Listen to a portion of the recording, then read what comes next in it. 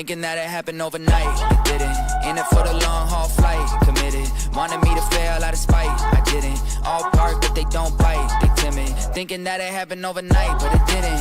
In it for the long haul flight, I'm committed. Wanted me to fail out of spite, but I didn't. All bark but they don't bite, cause they timid. Look, wait.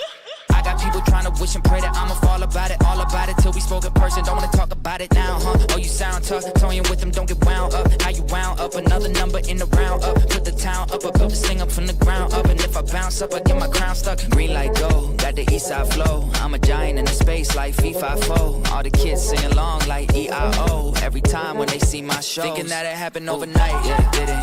In it for the long haul flight, committed. Wanted me to fail out of spite, I didn't. All bark but they don't bite, they timid. Thinking that it happened overnight, but it didn't.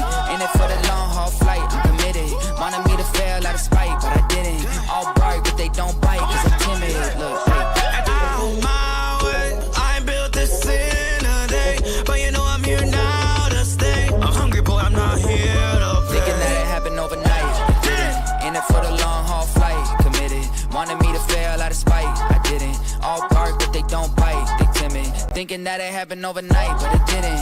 In it for the long haul flight, I'm committed. Wanted me to fail out of spite, but I didn't. All bark but they don't bite, cause they timid. Look, wait.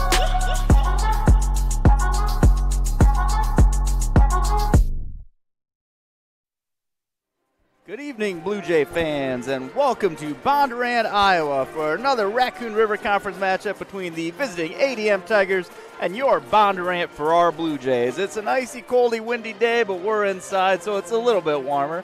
Patrick Meyer here with Chad Carlson. How you doing, Chad? Doing great. Glad to be inside and not outside. I don't know what I'd be doing outside if I wasn't here, but no, doing great. Great night for basketball. Raccoon River Conference rivals right at the top of the alphabet, right? So let's see if we can get after the ADM Tigers tonight. It's nice to actually get some games in. It's been a lot of cancellations the last week or two, and just nice to be able to get something in. So as we look into this game, these teams did match up once already, but what are your keys for tonight? Well, I think in speaking with Coach Anderson earlier today, this is a good rebounding team that ADM has, so really doing a better job of closing out on defense on shooters and then boxing them out, going to the boards hard. It's got to be a full team effort. It can't just be Chesney Steenhook down low on the glass. Really finishing around the basket. You know, I think as a coach, you can only do so much to run offense to get good shots. The kids have to finish those shots. So I think finishing those shots, shooting the ball well, that always it can be to your advantage when you're playing in your own home gym, and then really limiting those turnovers. And if the Blue Jays can do that tonight, I think these are two evenly matched teams. Use the home court to their advantage. They can walk out of here with a win tonight. Yeah, so evenly matched it is that BC Moore, one of our favorite reference points for comparing matchups, has no spread on this. It's even. They're equal. It's a pick 'em. It's a pick 'em. So, it should be a really exciting game. Both teams averaging, right at 42 points a game. Shooting very similar. So really a lot of similarities between the teams. The leading scorer for the Tigers, Kelly Stork, averaging just under 12 points a game and about 9 rebounds, a real post presence for them.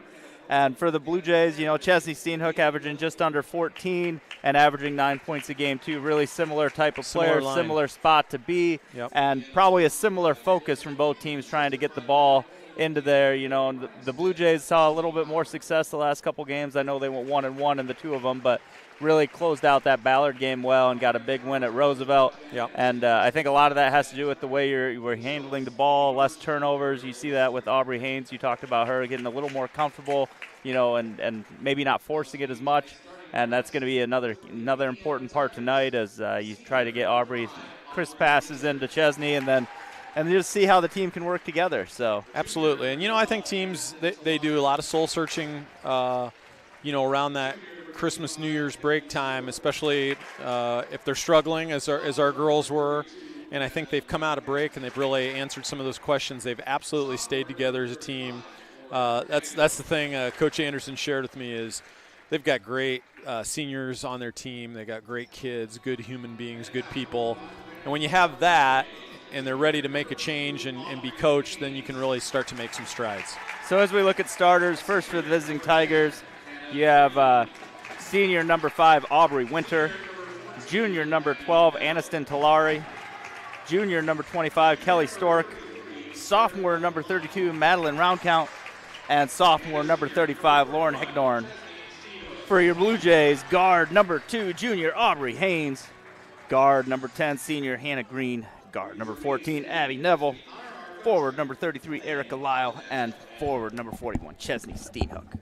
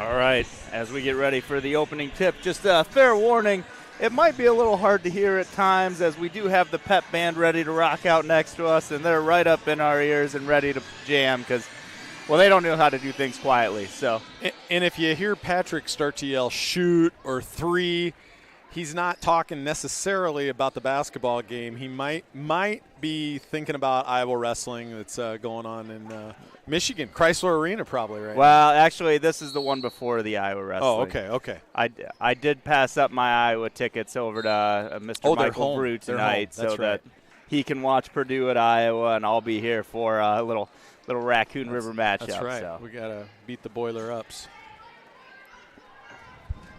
Blue Jays come out, looks like a 2-3 zone, maybe. Yep. Pass underneath. Lost ball, but into the hands of Stork, who goes around the lane, back to the left hand with the scoop layup. Nice move. She showed a lot of patience there. Didn't get herself in a hurry. Covered all of the lane. Haynes going to pull up at the free throw line. Not able to convert. Felt herself a little too open, maybe. Talari with it. Over to Winter. Back to Talari. Hagdorn with it, trying to work back. A little ball movement around the outside. Okay. Round count now. Back out to Talari. Winter going to pull for three. In and out. And Steenhook had the rebound, pulled it away from Stork into the hands of Hagdorn for a 2-point bucket.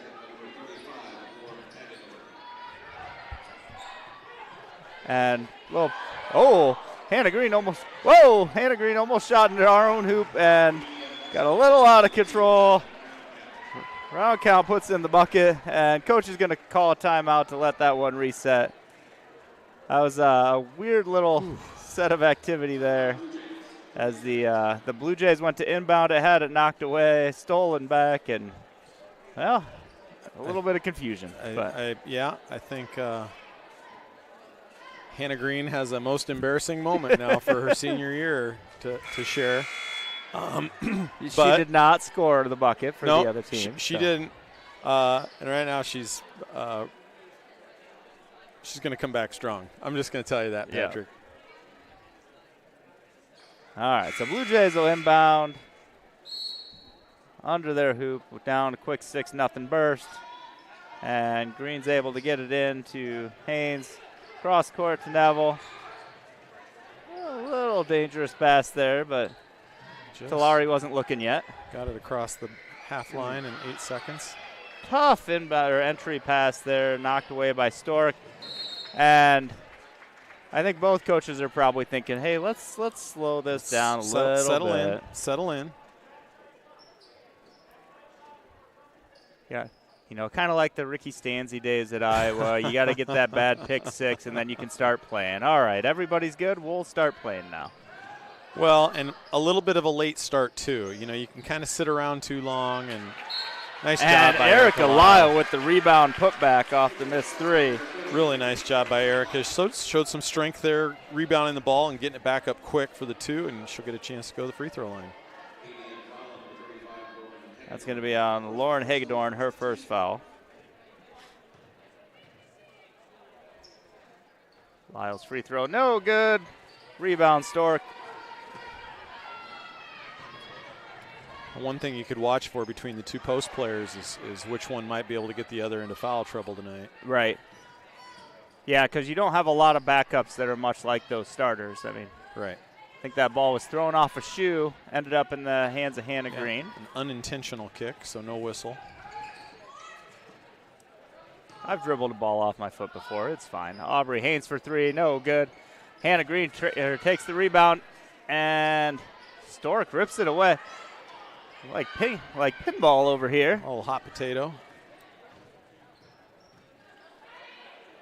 Looked like ADM was in this almost the same type of zone, kind of almost a high 2-3 extended zone. Hagedorn shot, no good. Chesney tips it over to Hannah Green for the rebound. Blue Jays bringing back the other way now.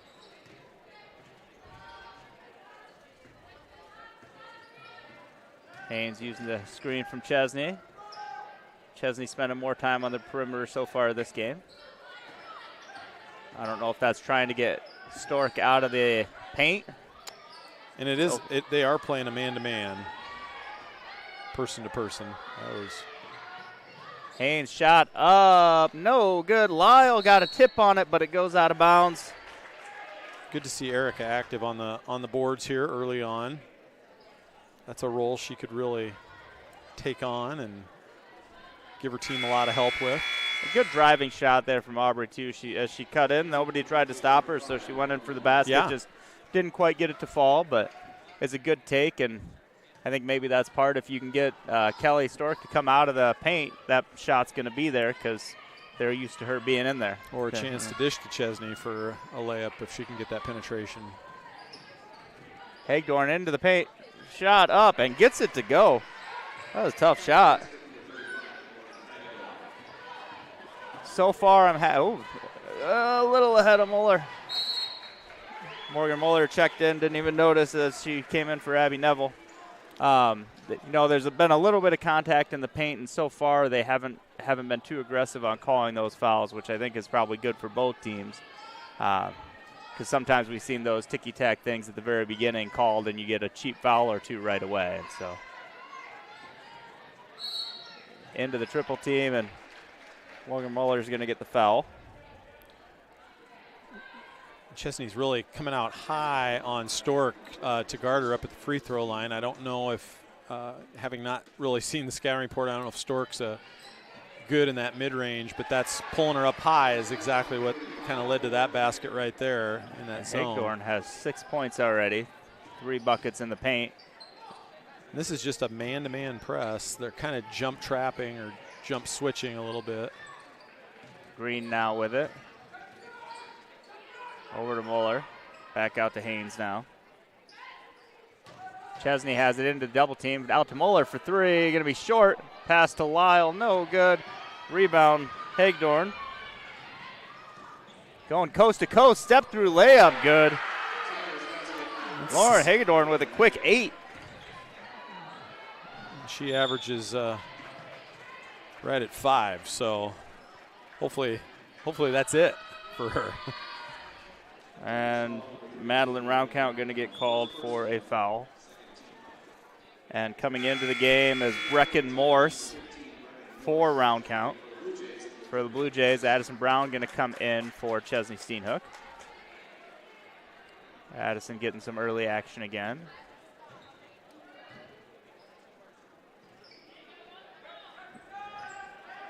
Hannah Green with it at the top. Back over to Lyle. Addison Brown now on the far side. Hands it off to Muller. Entry to Lyle. Lyle, step up, shot up, blocked. Ooh, the official on the baseline had raised his hand to call a foul and didn't blow the whistle. Hagedorn gets the block. Talari shot up and is fouled on the way in. It's going to be on Muller, her second foul. And Aniston Talari will go to the line for 2, a 50% free throw shooter.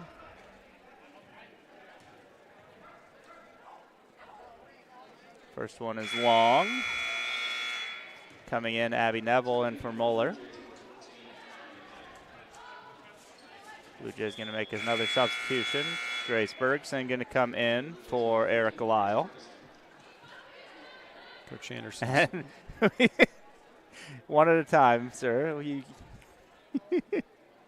Yeah, I don't think she can re-enter after coming out of the game. Aubrey Haynes. Because Abby came in for Aubrey and was supposed to come in for Morgan. Talari, second one, no good. Hagedorn with the rebound shot up. Oh my goodness, have a game. She's on about a 50-point pace tonight. Bergeson in the paint, out to Green. Green step in, shot up, is fouled on the way in. She'll be shooting 2. That foul is on Hagedorn. No. I missed yeah, that it was on Yep. Hagedorn. Okay, Yep. so her second. I thought I overheard Which the is top good. say they get her out of the game, right? they need to. Right now she's got most of the points. Hannah Green misses the first of 2 shots. So Talari going to the bench. And Hagedorn going to the bench. Round count back into the game along with Alexis Maxwell, freshman, making her first appearance here. Green, second one, no good. Both teams shooting about 56, 57% from the free throw line, and not exactly a strength right now. Cross court, out of bounds pass. Results in a turnover, and now Lydia Martin going to check in for Hannah Green. Lots of substitutions so far. Yeah.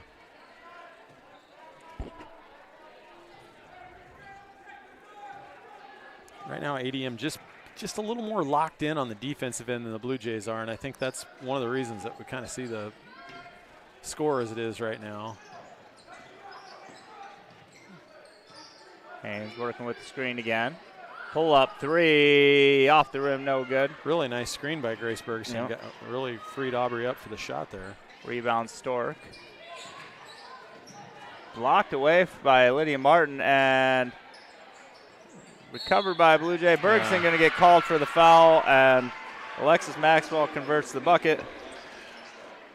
I know Coach Anderson doesn't like what he's seeing right now because his team really is being out-hustled. I mean, you got to kind of call it like you see it. They're out-hustled. The effort's just not there right now. Yeah. And the alternatively, credit to the Tigers because that ball looked like it was just rolling out to the corner, and Kelly Stork goes and chases it down and passes it to one of her 2 teammates who were both in a position for the layup. Right. The team in the black shirts just a little more locked into what they're doing right now. Maxwell converts the free throw for the 3-point play.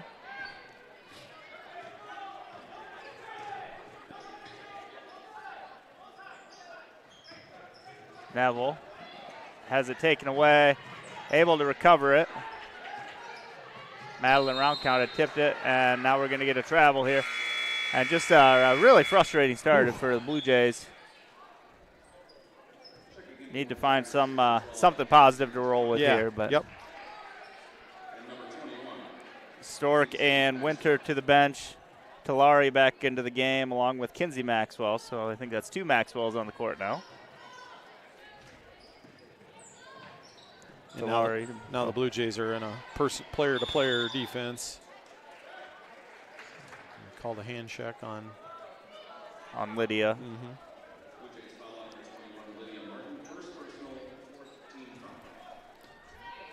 And you're right, Patrick. Right now you're just looking for anything positive, but hustle plays is where it's going to happen. Shot, 3 points good from Brecken Morse. Got some young players on their roster. Morris is sophomore. Yeah. They got 2 freshmen, a sophomore out there. Yeah, a lot of young players. Into Steenhook. Steenhook back out to Haynes. Haynes for 3. Off the rim, no good. Rebound, Morris looking to go coast to coast. Drop off 3-pointer from Maxwell, no good. And that's going to be Blue Jay ball. Yeah. Chesney, good inside position. Looked like she kind of wanted a foul. I yeah, think she felt well, like, and because there was a foul there, but yeah. At least the ball's going the right direction. Yep.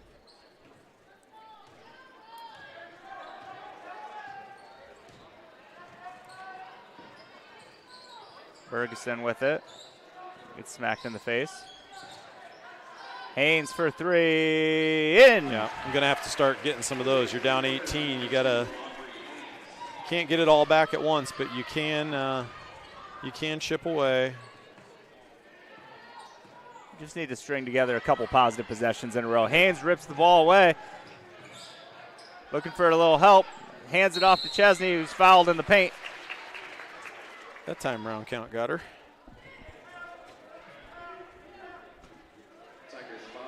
That is round count second, so that's 4-team foul.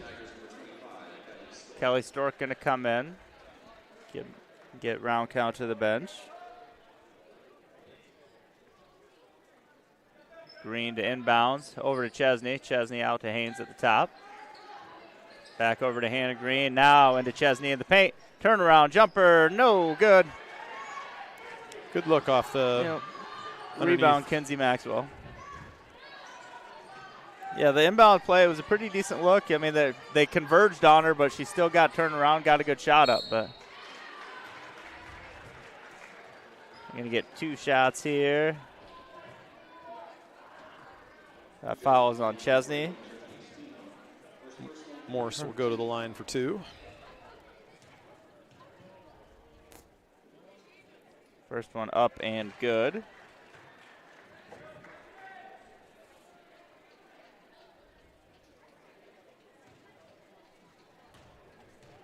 Breckenmore's second free throw attempt is also good for her 5th point of the game. Blue Jays got 8 seconds left to try to put one in the hoop. Haynes for a long 3, no good, air ball.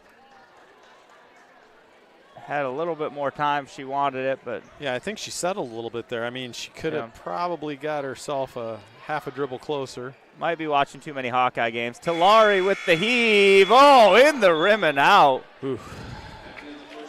The way this first quarter went, right? I'm shocked that didn't go in.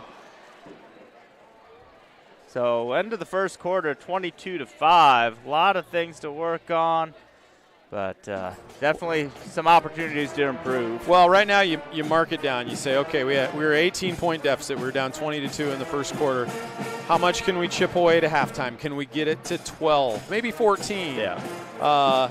Then by the third quarter, can you get it under 10 into the fourth quarter? So it's a mountain to climb now. You hate to put yourself in that type of hole based on just one quarter not coming out maybe as prepared as you wanted to be. We said the sub-varsity game prior to this went long, and the game didn't start till 6:15. You know, sometimes that just is a little unsettling, but it impacts both teams the same way. So now you got to dig yourself out of the hole. You got to match and surpass the intensity that ADM has shown on the defensive end.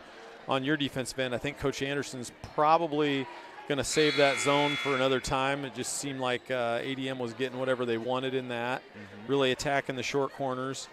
And now the Blue Jays have to find some good things on their offensive possessions. Neville into Steenhook. Steenhook to Green at the top.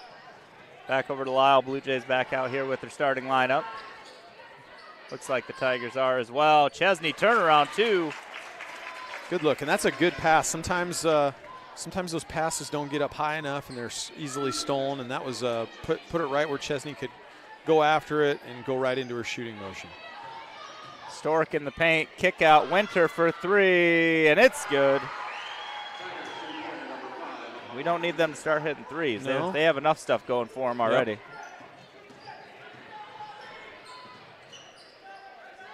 Another entry pass to Steenhook, but it's going to get fouled. I thought for a second they were going to call it a jump ball. That might be Hagedorn's third. Nope, they're going to get it to Stork. Stork with that.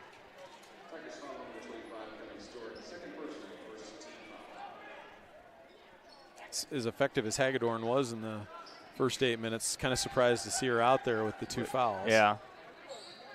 Although I think maybe you let her stay in the groove if you're not used to that being that much of a key to your offense. Chesney switched pivot. Yep, she did. But I liked seeing her go to her right shoulder instead of her left shoulder, Yep. at least trying that. Looks like that's something that maybe she's been working on a little bit in practice. Hagedorn into Stork. Nice pass. Stork gets on the ground and, Yeah, all that stuff about the fouls early on I'm now taking back. That foul is on Hannah Green, her first. Fouls did reset at the quarter, so each team has 1. Stork shot number 1 is good. Claire Meisland going to check in for Abby Neville.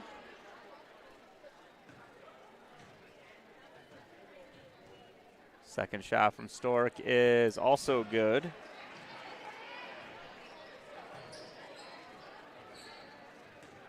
Tigers coming back with that press again. Blue Jays get it across half court. Kick out to Green. Green to Meisland. Back to Steenhook. Haynes from 3. Off the rim, no good. Talari chases down the loose rebound. Stork now out by the 3-point line. Had a mismatch if she wanted to try and get to the bucket, but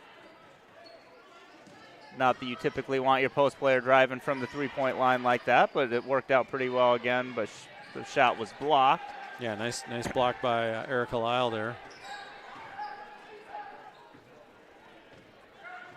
She decided to drive on Erica instead of Aubrey, which from a post player perspective, maybe not. But Haynes into the paint, loose ball knocked away, and they're going to say it's off Aubrey. And Coach Anderson's going to take another timeout. If you're needing a timeout, maybe before and after school, Bird's Nest is a great opportunity to help you out with some of those needs.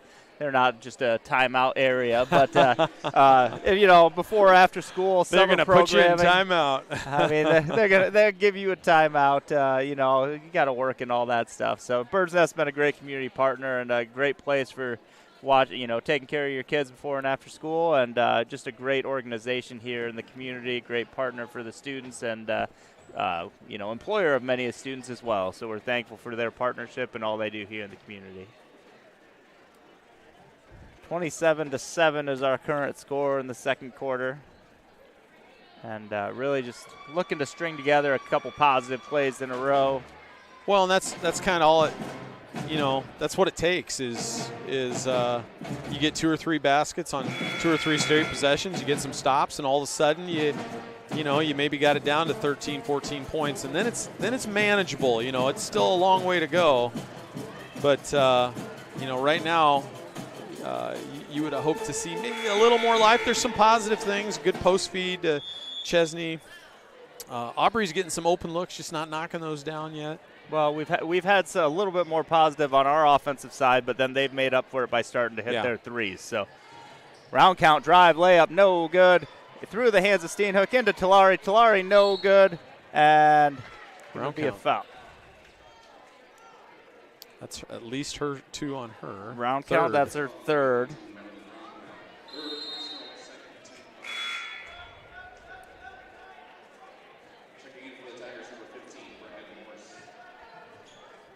Brecken Morse back in for the Tigers. Green trying to work through the press. Drops it off for Haynes. Talari out on her. Chesney drive, step through, right hand layup, no good. Lyle, little off time, got one extra bounce on the rim and threw off her jump. Yeah, and Erica has been around those offensive rebounds. She's picked up a couple and just has been there for some others. There's a nice defensive rebound. So she's really one Blue Jay that kind of seems to be in a looking good for the place. ball. That loose ball taken away by Aubrey Haynes. Haynes now pushing back the other way. Slows it down just a little bit. I thought we were going to see maybe a rushed pass as we tried to create a fast break, but Steenhoek might have got away with a shuffle there. Gets the layup for 2. It's 4 for Chesney, leading the way for her team right now. Morse comes across. Talari over to Stork, trying to go one-on-one with Chesney. Into the paint. Hagedorn shot no good, and that's going to be tipped out by Hagedorn. Blue Jay ball.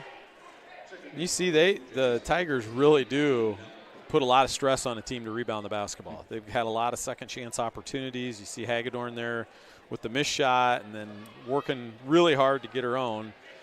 And if anything, you knock that ball out of bounds, you don't allow the Blue Jays to get out on a fast break. Steenhoek with it at the top. Gonna wait for Lyle to come around now. Over to Meislin on the other side. Neville into Steenhoek. Steenhoek in the paint. There Turn she around, goes. left hand. I like the right shoulder, the left hand. Good ball movement from the Blue Jays that time. Talari into the paint. Gonna get fouled before. Talari's a pretty good trackster. Runs those 100s and 200s. That foul is on Haynes. There's another Talari just a few years ago. Yep. Was the center fielder or something like that? Yeah, I believe. she was also a really, track star, really I good imagine, long as jumper. well. Yep.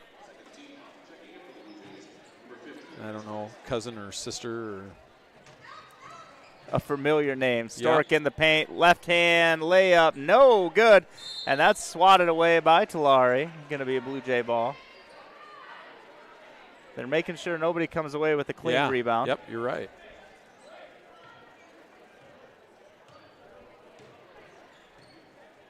See if Grace Bergeson can get involved here. She does a great job passing the ball out of the post. Steenhoek in the paint into a double team. Stork just rips it away. Coming back the other way now. Morse drives and loses it all to bounds. Blue Jay ball. Lyle going to come back in for Chesney. And Coach Hamilton going to do a little cleanup over there. Somebody came in with some wet shoes, and Coach is making sure we don't have any issues over there. He's doing a great job.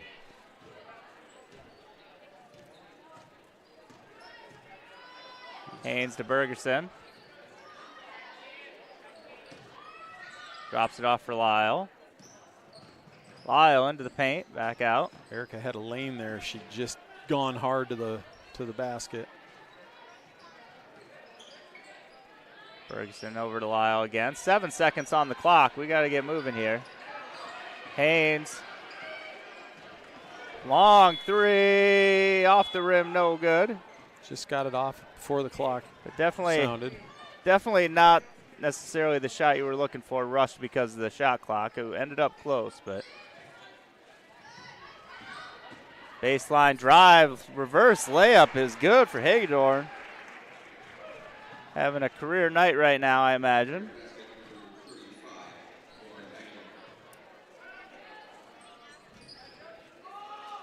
Neville picks up the dribble, needs to find a home for it, and that is tipped by Stork.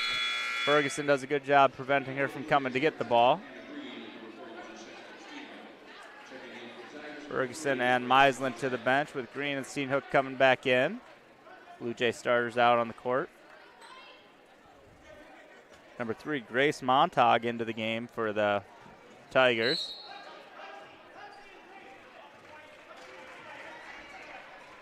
So that's, I think, 4 different freshmen we've seen from them. And several sophomores. Yeah, not senior dominated by any means. I feel like there wasn't enough numbers for a JV2, and now I understand because they're all playing varsity. Nice flex cut there.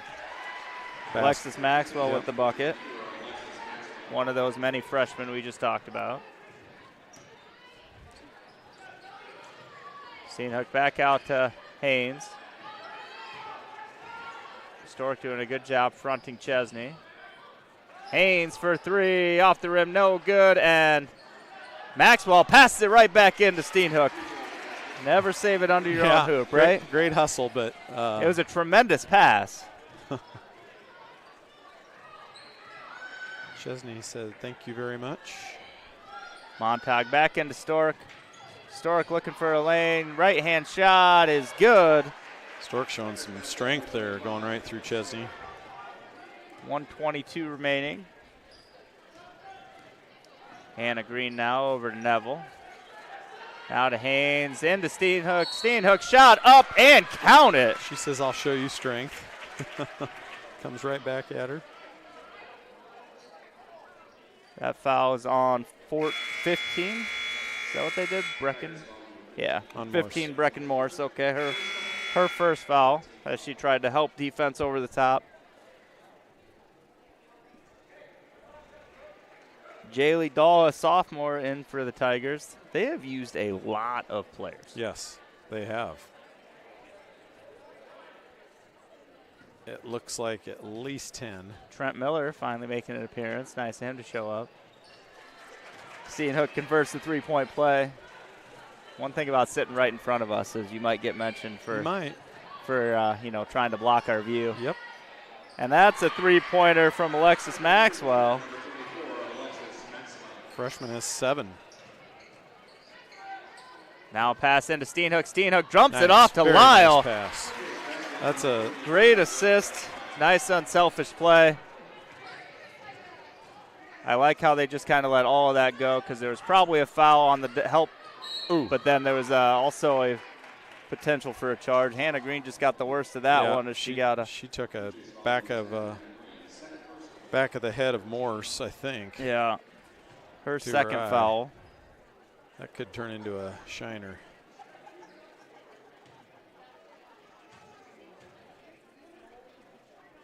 First shot is good for Morse. We have seen 11 Tigers on the court today. And a lot of contributors. Yeah. 7 in the score sheet. And Morse, the sophomore, has 7. Another pass into Steenhoek, shot up, no good. Foul on the plays. That's going to be on Alexis Maxwell.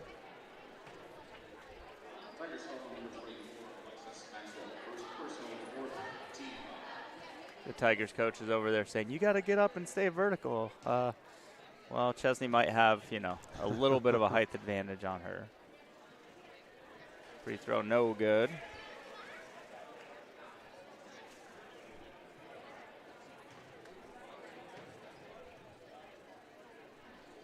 Second one is good for Chesney. She's up to 12 now.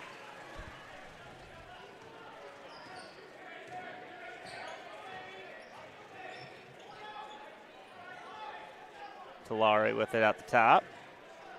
Shot clock is turned off. A little too many people cutting to the same spot there that time. Maxwell with it, looking to drive, loses their footing. And Blue Jays try to tie it up. Tierra Bergeron came over to help Martin. Martin now rips that one away, and they're going to call a jump ball. 1.7 seconds here for the Tigers to have another shot at a long distance buzzer beater. We're going to pick a fence. Need Jimmy Chitwood right now. Oh my goodness, I thought that was headed. Looked like it was online, didn't it? So we're going to go into halftime at 19-38. And we will step aside. We'll be back for the second half of Blue Jay action. Go Jays.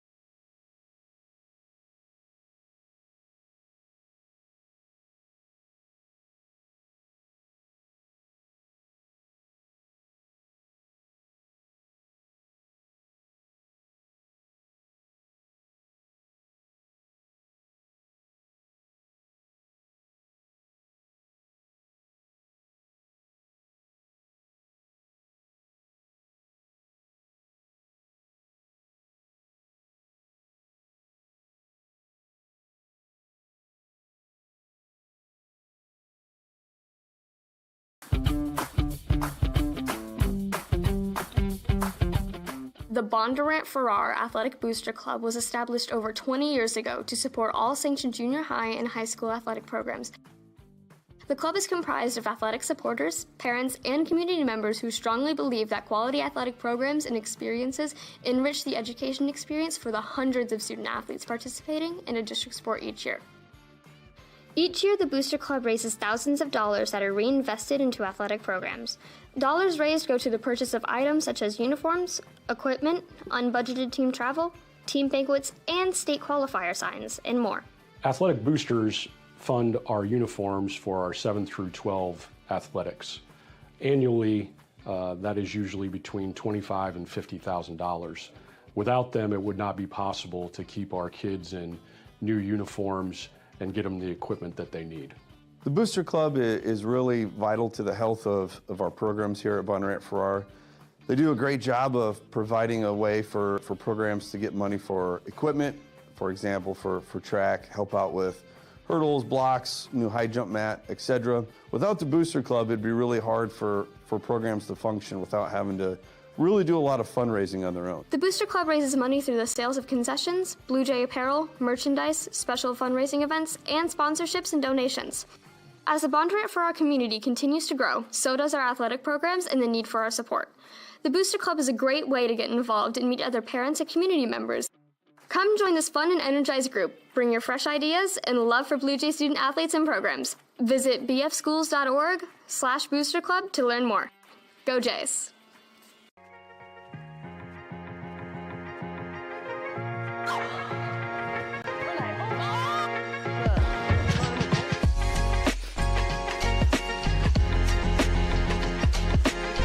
Hello Blue Jays, I'm Garrett Hans. And I'm Maddie Winnick. Welcome back to the ring. On this episode,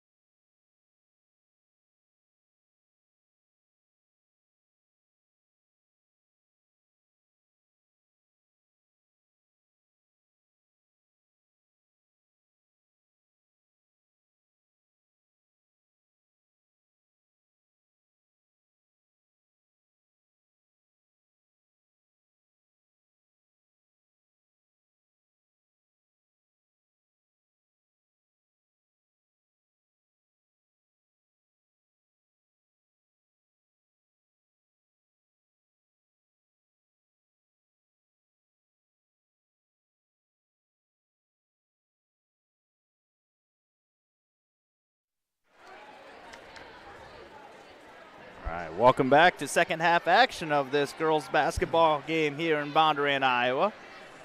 A little rough start for the Blue Jays in the first quarter. Second quarter pretty competitive between the two teams. Blue Jays need to try to find a way to minimize this a little bit though. Well, and they were outscored 17 in the first quarter, so now they've got to outscore ADM by 9 or 10 in each of the next two quarters to maybe get it to overtime.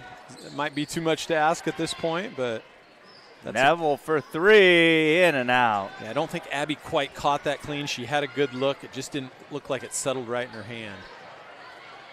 Round count, turnaround two, just tossed it up there. Hannah Green now with it. Drives to the hoop, cross court to Lyle. Lyle had it tipped on the catch, not able to convert. Talari showing that speed, gets the shot up, but no good. And into the hands of Lauren Higdorn, who had a heck of a first half. Is going to go to the line for two here. We're going to get the foul on Hannah Green. Her third foul way too early in this half, but Higdorn had 12 points in the first half, 10 in like the first 12 points total. So I guess she cooled off a lot in the second because she stopped making every basket.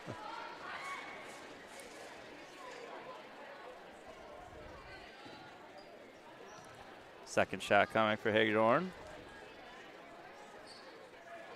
That one's off as well, and right back into her hands. Yeah, no box out there. But Lyle's able to strip that ball away. Haynes now with it for three, in and out again. Just can't get anything to fall. Round count, pull up two. Not suffering the same dilemma. Green over to Lyle. Lyle layup, gets the two. Really good pass by Hannah Green there, finding Erica on the far side. Talari slowing it down a little bit, over to Stork. Everybody cutting through the lane now. Back to Talari and round count. Stork out to Hagedorn. Hagedorn up the baseline. Is going to get fouled by Lyle. Yeah, Erica just kind of tagged her. She went by. Thought maybe Hagedorn took a couple of extra steps. It looked a little like something, that's for sure. Checking in for the Blue Jays, Allison Halstead. Green going to go to the bench. Talari, back to Winter, back to Talari, now into Stork. Winter for three, off the rim, no good. Lyle rebound, and she's going to get fouled by Hagedorn. Reached into the cookie jar.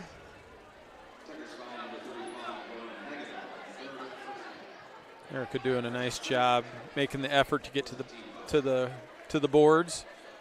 And ADM just will not let you rebound a basketball cleanly. Round count to Talari. Talari off the backboard, no good. Steenhook saves it to Lyle, and Lyle gets tied up by Talari. Stays with the Tigers.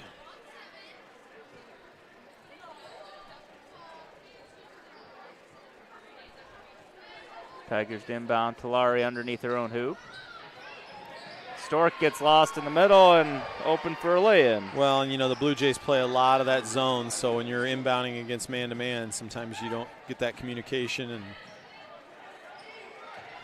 Steenhook's turnaround just a little short. Talari rifles it ahead to Winter. Winter goes for the layup, and Lyle got it straight up, but a little late slide in her feet. Yeah, I think she just kind of came down with her left arm a little bit there at the end of that, too.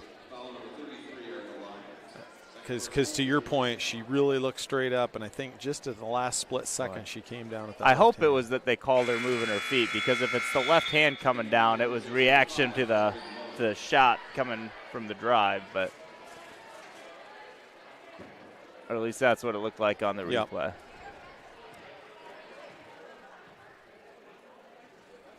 Winter gets the free throw.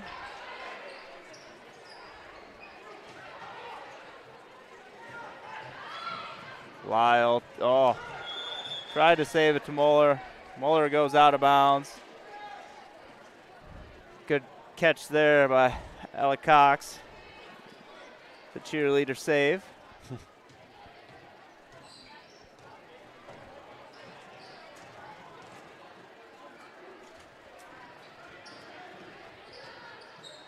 Round count has it knocked away. Steenhook comes away with it. Bringing it up court. Step through, drive shot. They're going to call the travel. Okay.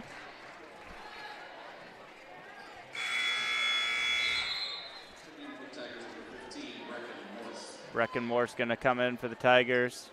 Round count to the bench. Talari to bring it up court.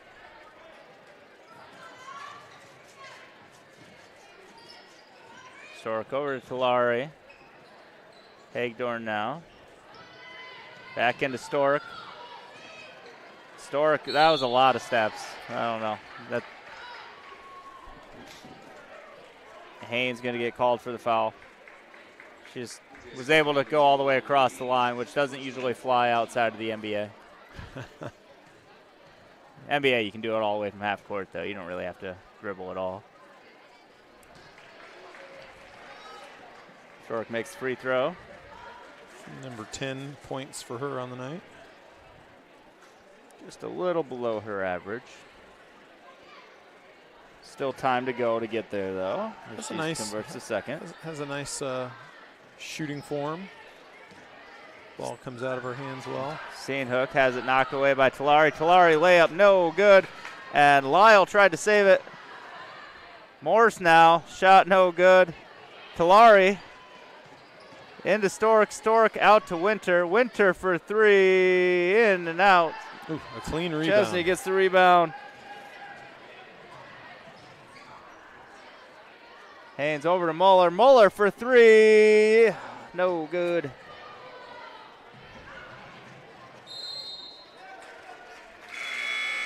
They're just not having a lot of luck from really anybody with the distance shots. No. It's always going to be a tough night scoring if nothing falls outside of the lane.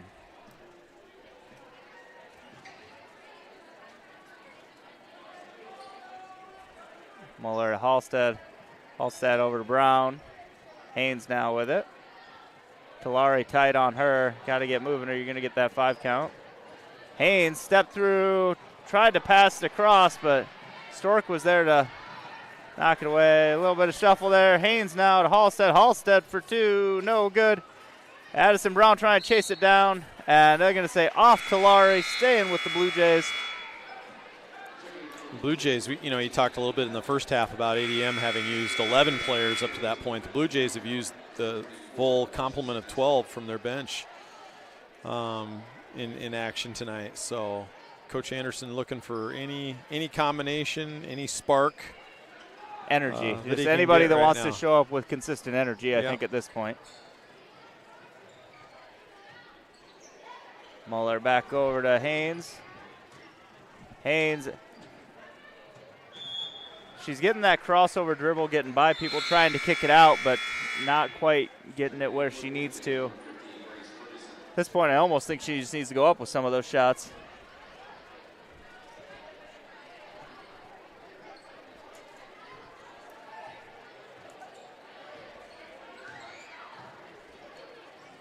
We got Hagedorn with it now. Decides to finally shoot the 3. Felt she was too open. And Morse gets the rebound, shot up, and the bucket. And that's just Will. That's a sophomore out there on the court.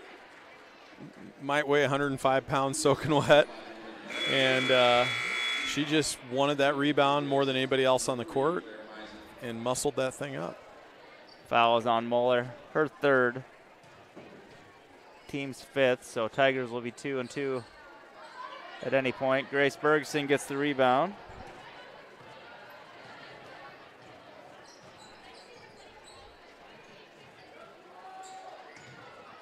Neville drives, has it knocked away, gets it back.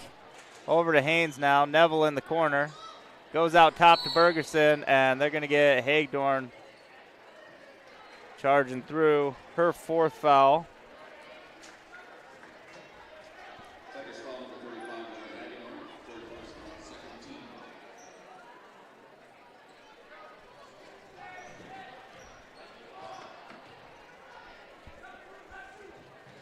Meislin with it. Over to Neville. Haynes for 3. Good. Aubrey's second of the night. Second 3.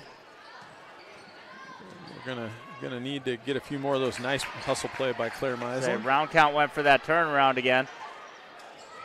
Had her triple team in the corner, and she's had nowhere to go. Shot up for 3, and that's just the type of luck it's been tonight as Aubrey Winter drills that one. Well, and I think the last 3 that Aubrey made, ADM answered with a 3. So it's, like you said, just kind of one of those nights where. Is that on Hagdorn? That's 5. No, they've only got her listed for 4 on the board. So I don't know where we got an extra one, but there's been a lot of fouls lately in the paint. But oh, there's another new player for the Tigers, Lauren Troster. Coming in, Winter and Hagdorn to the bench. Meislin with it. Has it knocked away by Round Count.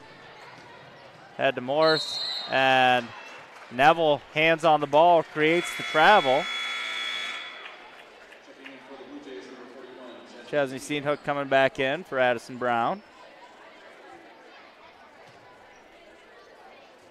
ADM with the pressure look. Still. Let's get it across. Too long. Neville has it taken away by Round Count. Ahead to Morse. Morse. They send it back out top. Round Count all the way around. Maxwell 3. No good. Stork gets the rebound, and she's going to put it in. I know we were talking a little bit at halftime, Patrick, about the rebound differential, and we don't have exact official numbers, but just ADM just owning the glass. Yeah, as Stork gets another one. So Coach Anderson very prophetic by saying they needed to close out and get rebounds. And I think that ball was knocked down off of Stork's foot. I'm going to say Blue Jay ball.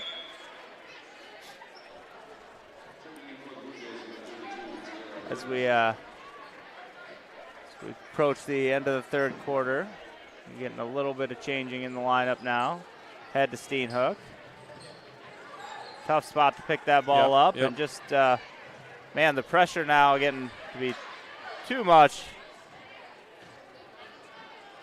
Ball ahead. Morse for 3, got away with the step, and they're going to call that one. She did not get away. But, you know, for a young player, a sophomore coming off the bench, she is not afraid. She is.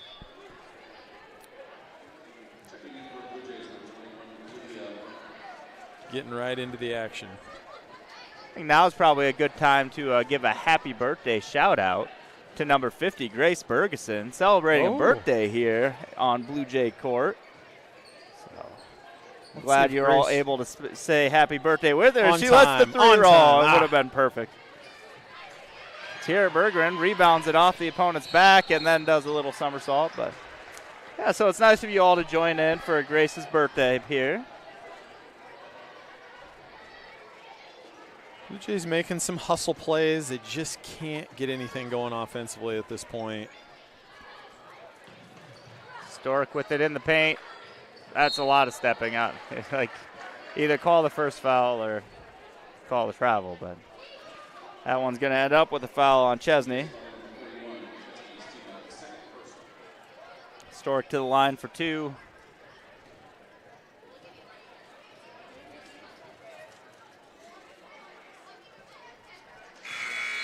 I'd say you're wondering what the time is to put in the backups, but everybody on both teams pretty much has been in the game. So it does look like ADM has 5 at the end of the bench that haven't seen any action yet.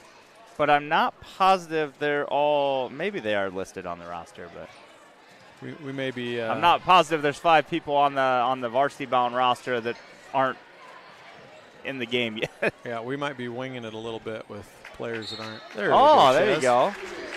Little entry pass from Aubrey gets it to Chesney for 2. That foul is on number 21, Kinsey Maxwell, her first. It's Chesney's first bucket of the second half, and she's got 14 now.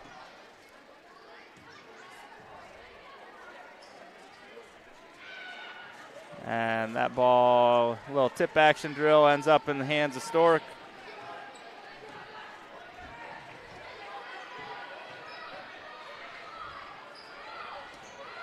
Maxwell to Maxwell. Froster to Maxwell again with it.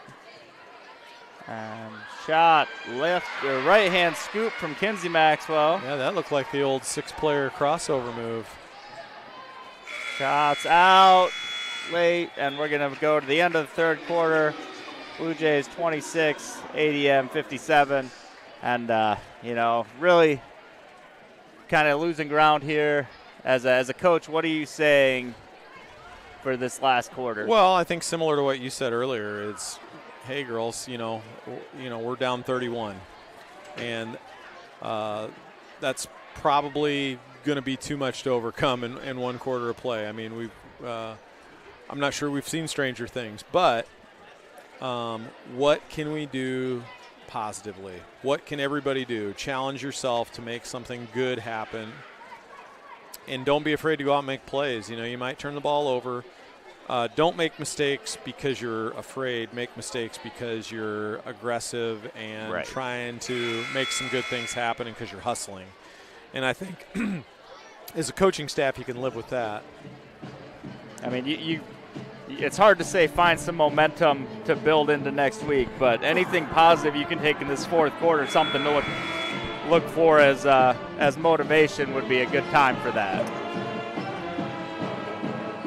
As we let you rock out with our pep band a little bit longer. Blue Jays inbound the ball here to start the fourth. Haynes over to Steenhook. Tierra Bergeron in for the Blue Jays. Martin goes baseline, shot up, no good. Winter with the rebound. The starters out there for the Tigers. Little hodgepodge of starters and reserves there for the Blue Jays. Lyle, Steenhook, Haynes, along with Bergeron and Martin. Talari looking to go baseline. They're going to get Tierra with the foul.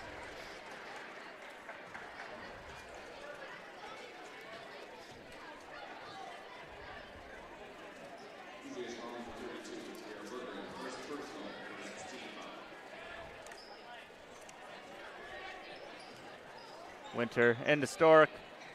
Stork coming across again. Kick out. Hagedorn going to get that travel call. Of course, we got a big matchup coming up in the boys' game next. Blue Jays dropped a tough one over at Ballard the other night and play a 9-1 conference undefeated ADM team. Yeah, it should be an exciting game. It was a 7-point differential, I believe, the first time. So when they played at ADM earlier in the season. Mueller with the ball. Back out to Haynes. Into Steenhook. Steenhook turnaround, no good. Gets her own rebound and has it taken away over the top by Stork. Stork looking to go coast to coast, knocked away by Haynes, and they're going to stay Tiger ball.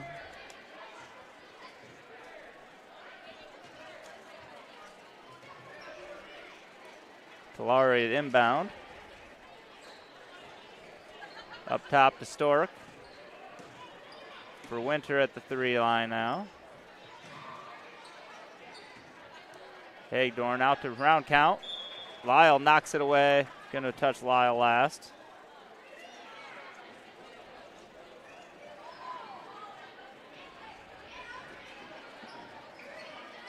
Round count drive, right hand scoop layup, reversed and in.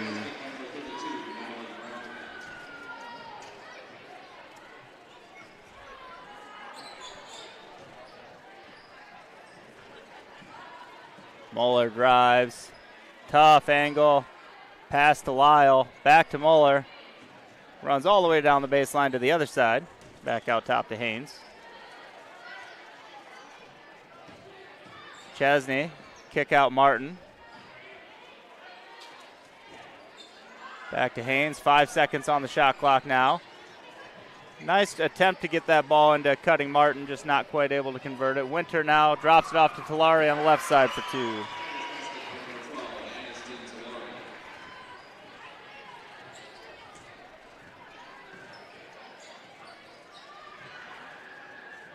Muller with the ball at the top. Over to Martin. Steenhook not able to get that pass cleanly. Stork with a little tip away. Talari looking to go run a track meet. Drops it off Hagdorn. Hagdorn shot up, no good. Gets her own rebound, throws it up again, no good. Steenhook this time.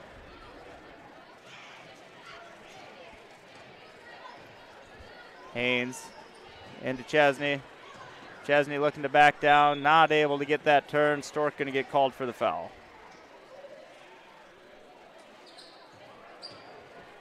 Just the second foul, I believe, on Kelly Stork. Oh, they got 3. Maybe that's where the Hagdorn extra foul that I had was. Steenhook shot no good. ADM running a hockey wave in here. Ellis Smith, number 1, in for the first time. Grace Montag back in. We got Jaylee Dahl back in, Alexis Maxwell in again, and Brecken Morse as well for the Tigers. Chesney hits the free throw.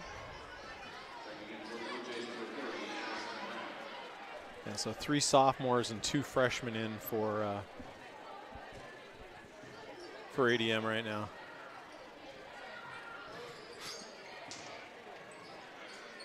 And Muller's able to catch that pass.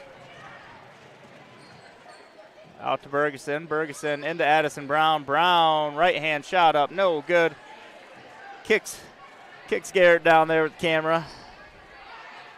We all wanted to kick him sometimes, it's fine. Shot put back.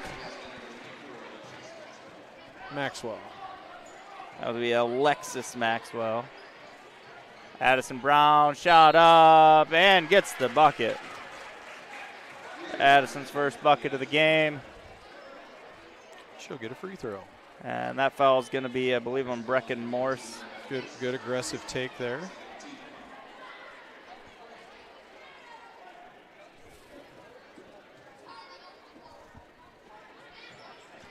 Hits the free throw to convert the 3-point play. Maxwell over to Montag. Montag to Smith. Back to Montag. Maxwell cutting, no good. Bergson rebound.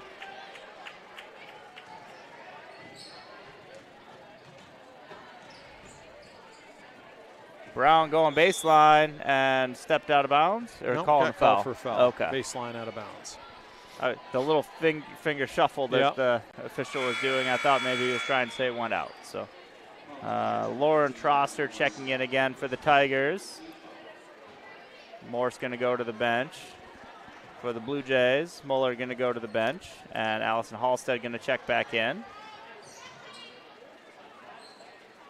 Berggren now. Over to Halstead, back to Berggren.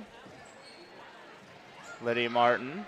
Baseline, a little out of control maybe. Troster with the ball. Montag, floater, no good. And Troster tried to save it and does. Gets the ball back over to Smith. Montag is going to get fouled by Addison Brown on the pump fake.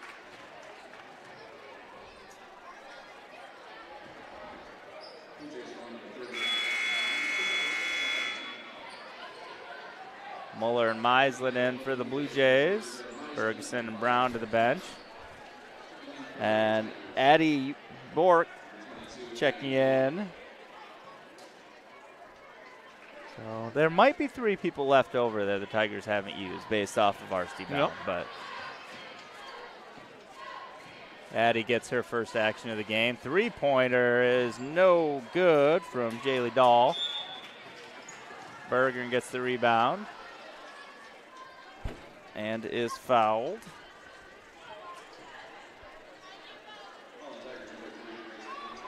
That foul is on Montag. It seems you get to the end of these games with the new bonus rule, and if you were counting fouls earlier in the half, you definitely would be in a bonus situation. Right. Those free throws tend to slow the game down a little bit, so it has helped the pace of play maybe a little bit. And Bella Sprecher into the game for the Tigers. That's another one that hadn't been in yet. So I think there's a number 20 and a number 0 that might be out there. Maybe. Oh, look at that. Number 20 and number 0. All right. Bergen shot, no good. Rebound by Bella Sprecher.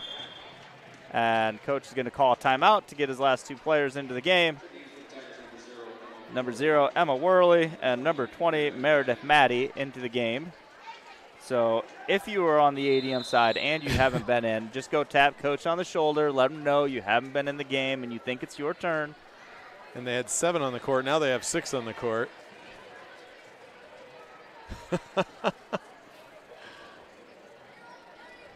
That's how they did it tonight. I didn't notice that earlier. I didn't. That's a very good strategy if you can get away with it. If you can play with 7. We need to review the film on this. Maybe send it to the girls' union. Montag says, I'm staying in the game because I'm hitting this 3. Freshman. Muller pass to Meisland, not completed. Montag now looking to go coast to coast. Got maybe a little shove that didn't get called. And Berggren and Sprecher are going to tie that one up.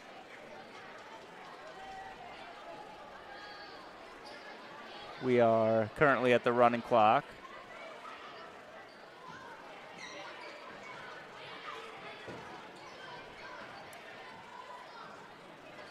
Shot up, no good.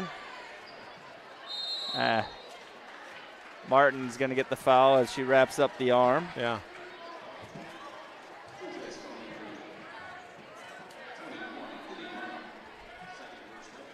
Clock continues to tick here.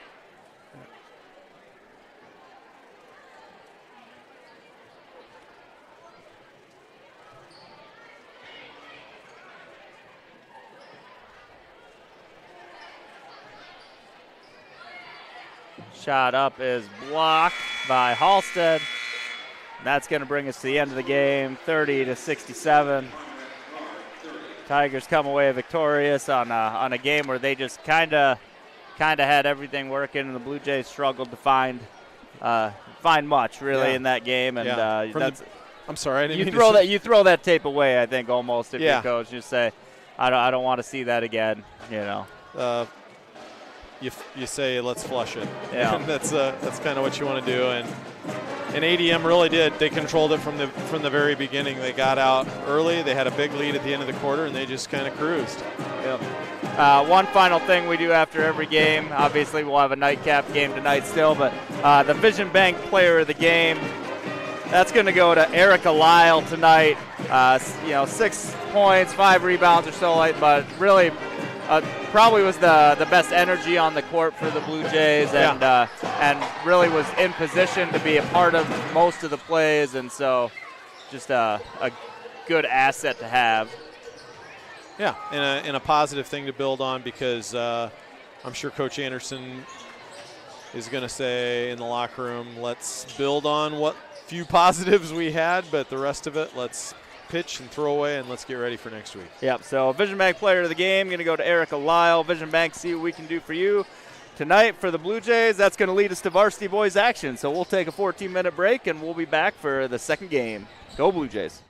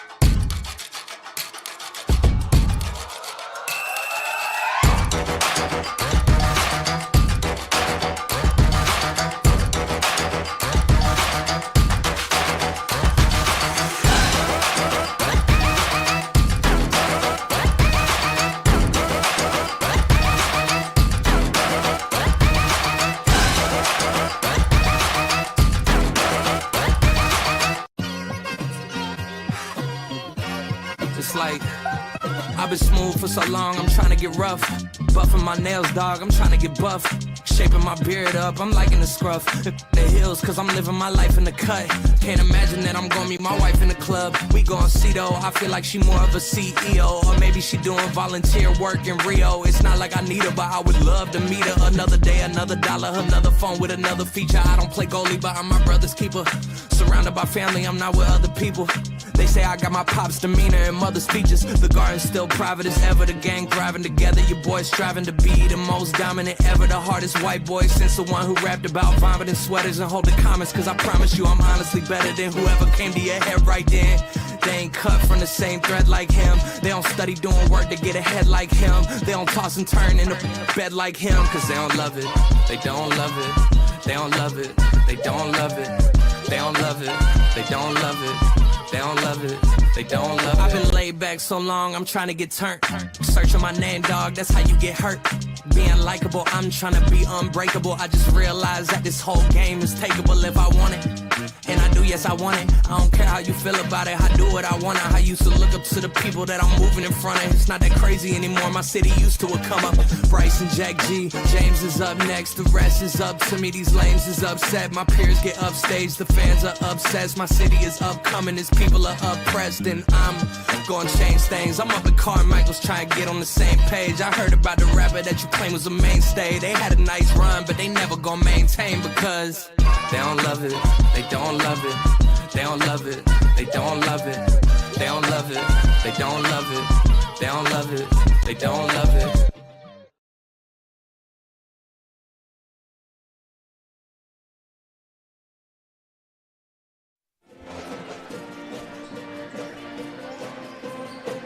Good evening, Blue Jay fans. Welcome back to Varsity Boys action here in Bondurant between the visiting 9-1 ADM Tigers and your 6-4 Bondurant for our Blue Jays.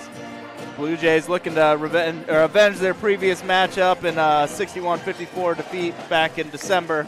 I think that's the right one. And should be an exciting night. Both teams pretty high scoring. What do you got for keys to the game for the boys action? Well, you know, I talked to Coach Travis Evans a little bit before the game, and you know, I think one of the things that he feels like they're scoring enough points, right? They're getting plenty of offense, but you know, mixing up defenses tonight is going to be a real big key. But guarding people, just playing good defense. He feels like they're scoring enough points to win. They're just not getting the stops that they need to. Another one's to stay out of foul trouble, and part of that, I think he feels like he's got to get a little bit more out of his bench, and when those starters go to the bench with foul trouble, there's more drop-off than what he would hope for. And then continue that offensive trend. And tonight with this really, really good ADM team, it might take a 65 to 70-point effort to get the win tonight. So those are my keys, and Coach Evans' keys. It'd be shocking if we stayed below 60s. Yeah. As we look keys to the game, or you know, you went through those, and kind of your maybe key players outside of that for the Blue Jays. Definitely Tanner Berggren's is one to watch. 24 points a game, 6 rebounds a game. When he's on, it's been unbelievable. And so, if you get one of those shooting nights where everything falls, that's going to be a big piece, I think. Cole Miller's kind of just does whatever it seems like. If he needs to pass, he'll shuffle it all over the place. If he needs to score, he'll pull up at the free throw line. And so those two have really been leading the scoring and really leading the team this year. And so you're looking for a lot of action from them. For the Tigers, Hudson Lorenzen, a sophomore, leading the Tigers at 17.7 points a game. And then Adam Bright, a senior, with 14.8. And then both Ryland Stein-Smith and Grant Ricknowski both averaging 10. So points are not going to be low. No, and Hudson Lawrenson comes from a basketball family. His grandpa, Fred Lawrenson, was a long-time, very, very successful Hall of Fame coach over at PCM. His dad, Todd, played for him at PCM on a couple of different state tournament teams. Todd had a college basketball career at Grandview as well, and family that I'm very familiar with. Coached a lot of games against Fred over the years. We inflicted a little bit of heartache on each other in different years depending on our teams. And I know we lost a tough double overtime sub-state game 2 PCM at Johnston Todd's senior year, so won't forget that one. As we look at starting lineups for the Tigers, guard number 2, sophomore Hudson Scholl. Guard number 5, senior Ryland Stein-Smith. Guard number 13, sophomore Hudson Lorenzen. Forward number 15, senior Adam Bright. And center number 32, Grant Riknowski. And for your Blue Jays, starting number 20, junior forward Hudson McConnell.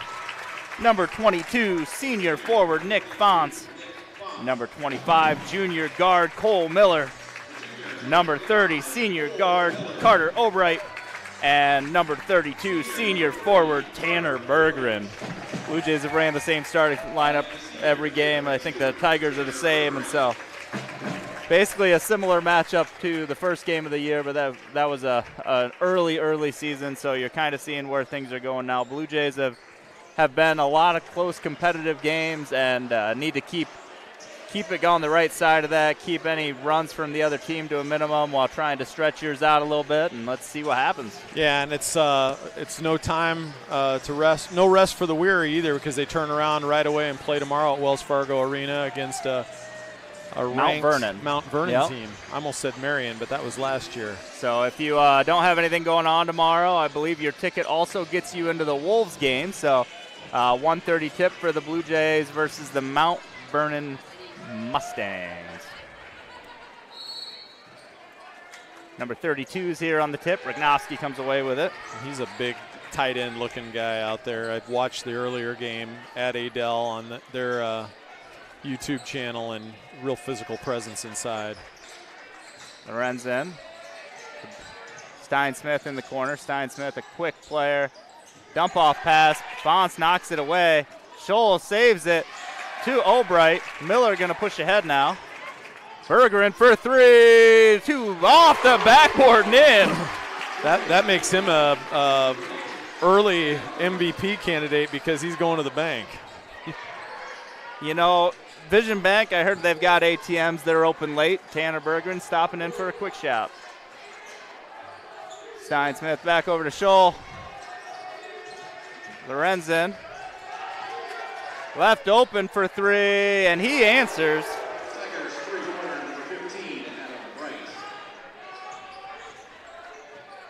Oh, that was Adam Bright. That's Bright, yeah. Lawrenson is 13.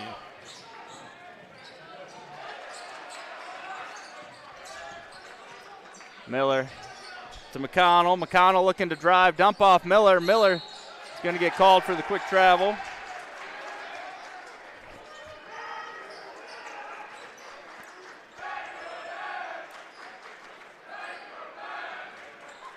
I can't catch that chant.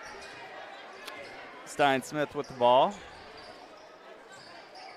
I always like creativity from the student section, so got to see what's new and exciting, right? Lorenzen over to Bright. Bright for 3 again, and that's a little too quick for that. Bright averaging 34.8% from three-point land, so definitely a guy that can go out and knock those down. McConnell at the top. All the way around to Miller. Miller using that McConnell screen. Now tried to get it back to him, but not able to catch it cleanly. Yeah, and just not good spacing out of the Blue Jays there. Those short, hot passes are kind of hard to field when everybody's all bunched together. Stein-Smith going to bring it up the court. Riknowski at the free throw line. Back over to Stein-Smith. Fonts gets back down there to guard him. Lorenzen trying to drive. Dump off Riknowski at the free throw line, and it's good. Good start for ADM coming in. This is a tough place to play here at Blue Jay Gym.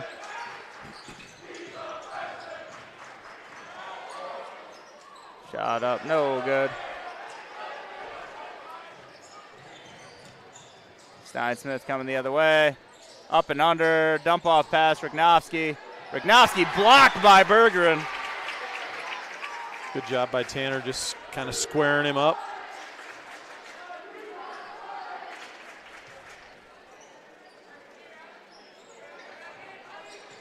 Lorenzen out to Scholl at the top. Opposite side, Bright blocked by Bergeron. Into the open hands for a 3 from Stein Smith. Hot shooting for ADM, off to a great start here. McConnell, tough angle, gets it to go with the hang. Good body control. Kind of saw he was out in a bad spot. Kind of leaned and tilted and converted. I would have put that right off the side of the backboard, the blue foam part. I would have hit the back black standard behind the backboard. And then my knee would have exploded. Right, kick out. Lorenzen try and drive on Albright. Albright, good spacing. And they're going to call the foul. Ooh. Coach Evans wanted the travel with the jump stop and go. Yeah, pretty kind of a bailout there, because I think Carter really had Hunter good positioning Hudson there squared up. Yep.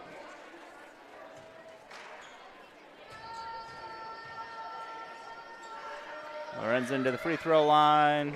Lawrenson's an 89% free throw shooter, so he's probably. I'll tell you, Riknovsky's a 92% free throw shooter for a post player. You don't see that a lot outside of like maybe Everett White.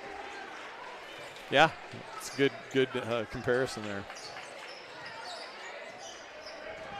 Bergeron over to Albright for 3, and it's good. Kind of see right now that this is a game that's going to probably be played in the high 60s, 70s, maybe 80s.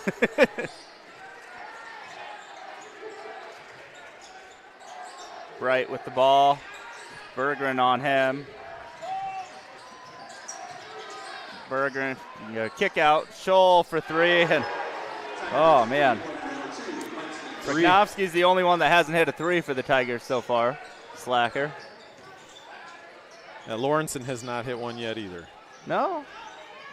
Miller, no good. Oh, that's right. I tried giving Lawrenson the first one. I think that was a missed call, because I think that ball got knocked off of Bright. Got knocked out of his hands, but I think it went off his leg. I will say that the pace of this game is could be a little challenging on the officials to get ready for. Riknovsky over to Stein Smith. Stein Smith looking to use that Riknovsky screen. A little too effective, couldn't get around. Riknovsky, pull up 2, no good. Bounce rebound. Good flyby by Cole Miller, just kind of got Riknovsky out of his rhythm. Bergeron dump off Miller. Over to McConnell. McConnell into the paint, turnaround fade, no good. Bergeron rebound. Bergeron, 2, no good. Miller with the ball, shot up and gets it. Tanner Bergeron might have got fouled across the arm there, but the Blue Jays stayed with it. Cole with the quick bucket. I think maybe some Tiger fans wanted a foul on the tip out after the shot from Bergeron, so maybe it gets wash it out and everybody's happy. Scholl for 3. Oh my gosh, they missed one. They're human. I was beginning to wonder. Miller pull up 2, no good. Rebound Bright. I got popped in the head there. A little quick. I think Cole settled there. I think he could have driven the ball to the basket. And Lawrenson with the 3 there. Now there's 4 Tigers with 3s. Lawrenson shooting a hot 52% from 3. Yeah, that's a pretty good number. Tigers looking to sub in 2 guys if there's ever a break in the action. Bergeron to McConnell. McConnell's going to get fouled. That foul is going on 32, Grant Riknovsky. Get another quick one on him, get him to the bench and see what the depth is in the post. Yes. McConnell going to the line for 2. First one is off to the right.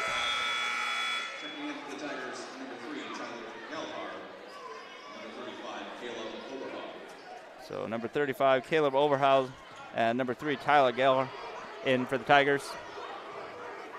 Connell, second one, long.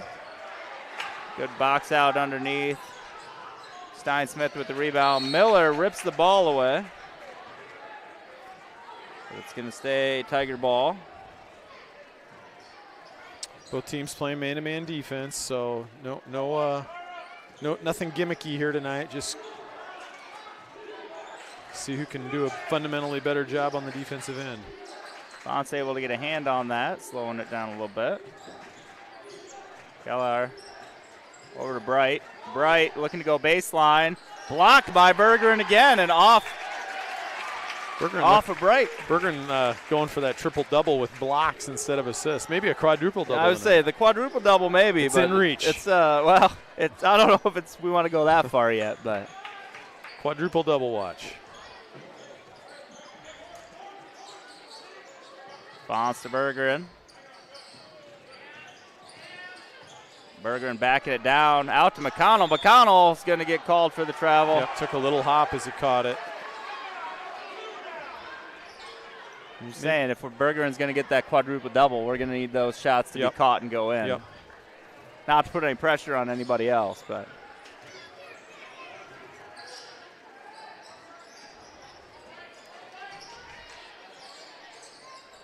Stein-Smith drive to Gellar. Tipped out by Miller. Good active hands by Cole on the defensive end. 17 seconds left on the shot clock. Blue Jays bring in number 40, Carter Goodwin, and number 34, Jersey Simonson.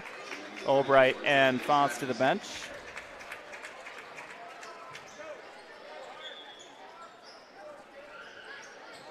Stein-Smith looking for someone to throw it into. Gets it into Bright. Long three from Lorenzen. No good. Miller rebound. Little bit of difference between game clock, shot clock. Blue Jays going to slow it down and use most of it.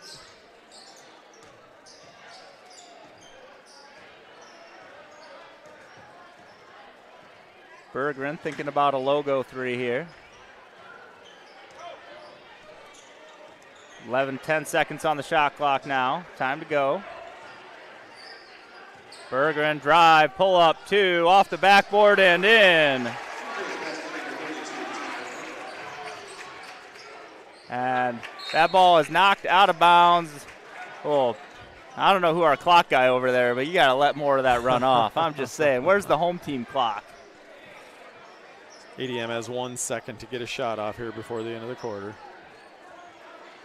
Hopefully without any type of foul. Stein-Smith for three, and I think that was blocked as well. I think Bergeron got a piece of that one. And we're going to go to the end of the first quarter. Blue Jays trailing 12-19. A lot of action, though, in that first, and really the Tigers came out just shooting ridiculously well. Yep, and really not a poor effort by the Blue Jays. Maybe not as connected as they want to be offensively. Not great spacing. Maybe settled for some long to medium range jump shots instead of taking the ball to the basket. Let's see if Coach Evans makes some adjustments. Usually he has something special coming out of a timeout or out of a quarter break to get his team an easy bucket. They've got the possession arrow, so they'll start with the ball at the beginning of the second quarter. Hey, I want to give a shout out to our Blue Jay digital crew tonight. On the main camera here to my left is Libby Huff. Down on the floor, Garrett Von Steen underneath the hoop. Taking photos is Jasper Wilson. And then on the hero cams, looking up for those camera shots after the buckets and everything, is going to be Braden Ruley. So Libby, Braden, Garrett, and Jasper doing all the work while we just sit around here and talk. Great job out of them. Always a fun time seeing the product they were able to put together. Yeah. I suppose we'll give Kyle Seidel some credit too, since it's his class doing all the work. And just a small part of what the Blue Jay digital team does every week. Blue Jay ball, the inbound, Miller with it. See what quick hitter we have here out of the timeout. Carter Goodwin still in. McConnell to Miller. Bergeron for three. Off the rim, no good. Rebound by Stein-Smith. Bright for three. And we aren't going to be able to give him any space. Yeah, he just stepped right into that one. Miller, dump off pass, Simonson. Simonson with the lay-in.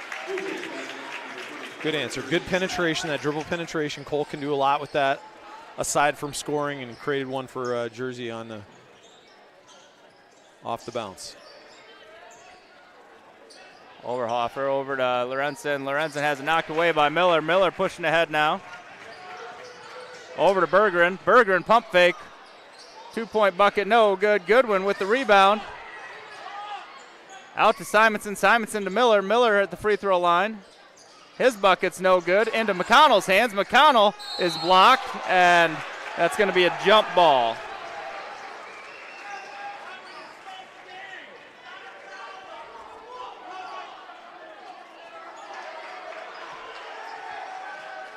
So they called a jump ball. I'm not sure. It's just kind of a loose ball after like the a block. I don't know. Looked like a block shot to me, yeah. I almost feel like maybe they were about to call a foul and then changed their mind, so went with the jump ball. Stein Smith over to Bright. Back to Stein Smith. Pull up three. In and out. And a little fight for the ball. Bright on the ground. Stat up. Bergeron ends up with it. Probably should have been a jump or a travel, but ends up Blue Jay ball. Miller picks up the shuffle. Over to Goodwin. Back to Miller. Miller into the paint. Kick out. McConnell. McConnell for three. Good!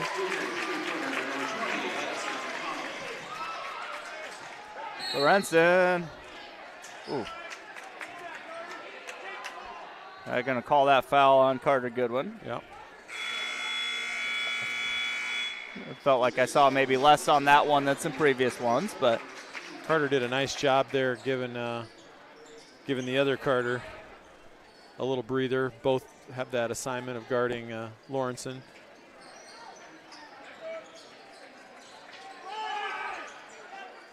That ball tipped away. McConnell off his foot to Bergeron. Good pass. Usually it's Fonz trying to make kick passes. Miller drive, bucket. Tigers are going to take a timeout as now this is only a 3-point ball game.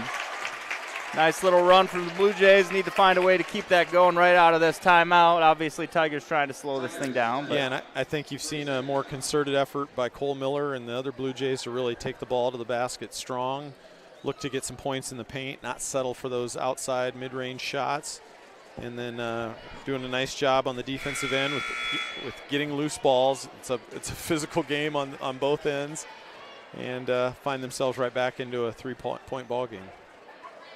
I'm going to take this time to give a shout out to our Blue Jay Digital broadcast sponsor, the Bird's Nest, sponsoring this all basketball broadcast. A great community partner to the schools, a great place for before and after school care, summer programming.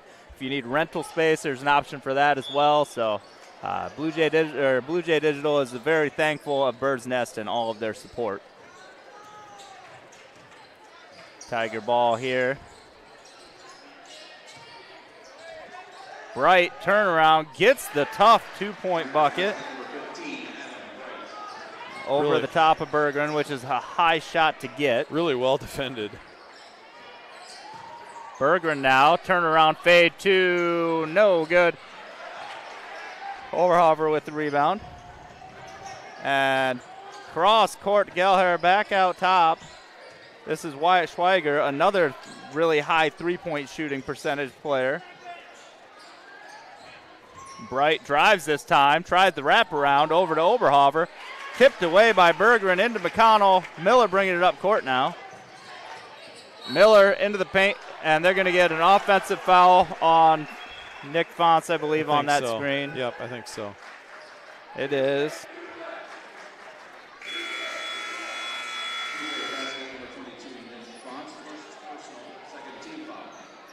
Scholl and Riknowski back into the game. Gellar and Oberhofer to the bench. Schweiger bringing it up court to Scholl. Riknowski now with it. Back out top, Schweiger. Scholl going baseline. And good challenge by Fonz, but not able to keep him out of the basket.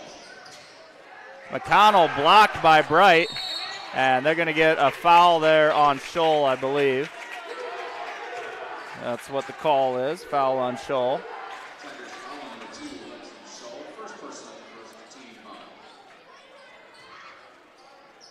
Miller to inbound underneath the hoop.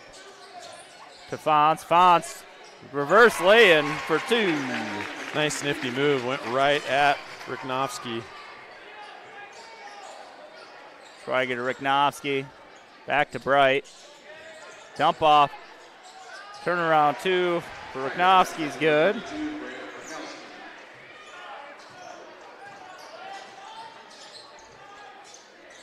Berger now has Scholl on him. He goes right into the paint. Kick out Albright to McConnell at the top. McConnell for 3. Good! Good ball movement, and we're seeing the rewards of that.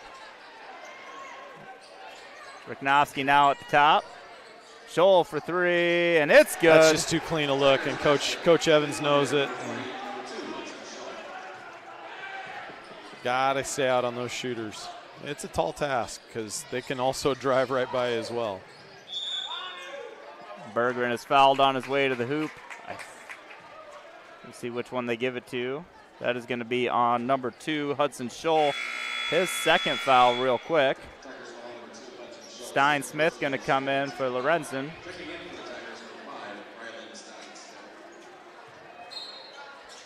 Miller to inbound. To McConnell. Gets the lay-in. Nice designed play. Great effective finish. Hudson McConnell having a nice ball game offensively, 10 points. Riknovsky drive. Kick out. Scholl baseline. Bergeron steps in front of that to slow it down. Pass out to Bright. No good. Tip by Scholl. Fonz. Like, you're going to live with that because that's just a hustle play that you get the foul on. Yeah. But you gotta give Nick a little break now because 2 fouls, and you probably won't see him again this quarter with 3 minutes left. Simonson into the game for him. And that ball is just thrown away. Schweiger tried convincing the official that it was tipped. Little unforced error. See if you can turn that into 2 or 3 points. Cut into this lead a little bit more. Nearing the 3-minute mark now.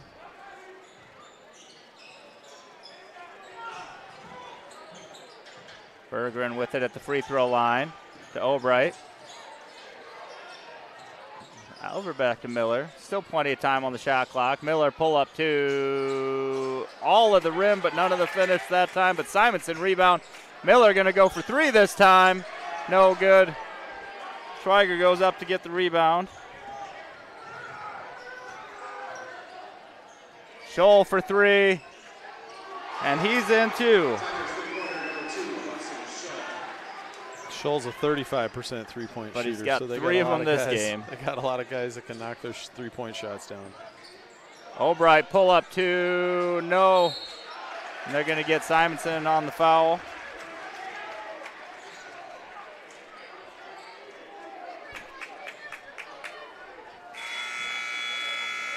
Tigers going to make some substitutions. Schweiger going to the bench. Lorenzen back in.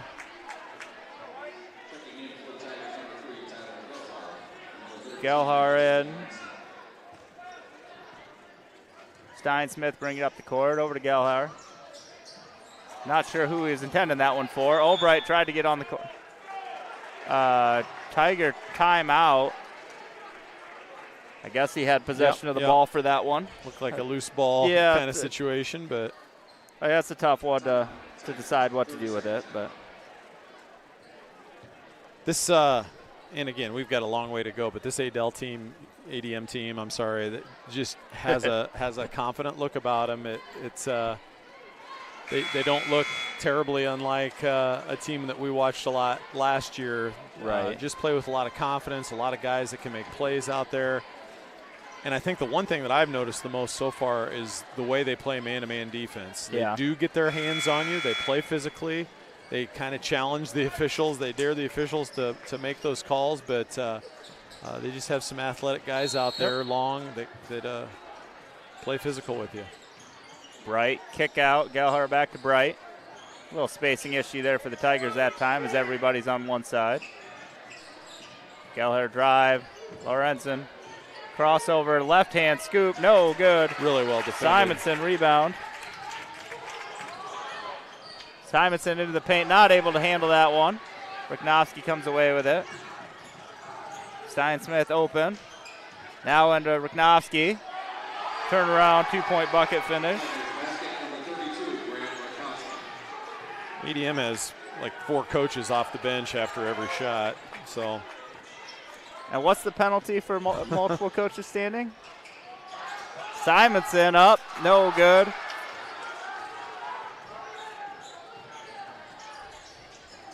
Steinsmith gets the travel. Sometimes you can be just a little bit too quick. Nobody ever said that about me, Patrick. Well, that might be true. Did they call you a track star either?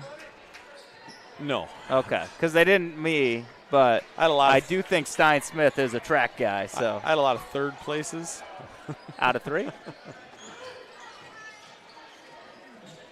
Berger into Albright. Albright drives. Out to McConnell. McConnell pump fake. Turnaround fade. No good. Steinsmith rebound.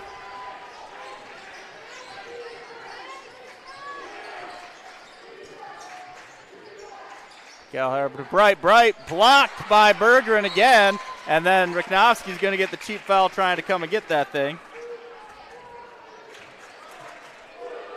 You know, a lot of times you see guys blocking shots down low. You don't see guys blocking jump shots, and that just shows you the length and athleticism that Tanner Bergeron plays with. I think there's probably some college coaches in attendance tonight, and they're saying, I could probably find a place for that guy. Right. Overhover in for Riknowski, now that Riknowski has 2 fouls. Bergeron turn around to the free throw line for 2. Hey, I think that plays as well. That's a pretty good weapon to have in the toolbox as well. Shot clock is off, 20 seconds remaining in the half. Steinsmith going to slowly keep his bounce going. 10 seconds now. Bright, back to Steinsmith. Steinsmith in the paint, turn around, and he's going to the line for 2. That foul is going to be on McConnell, his first. And good teams know how to play at the end of the quarter, too.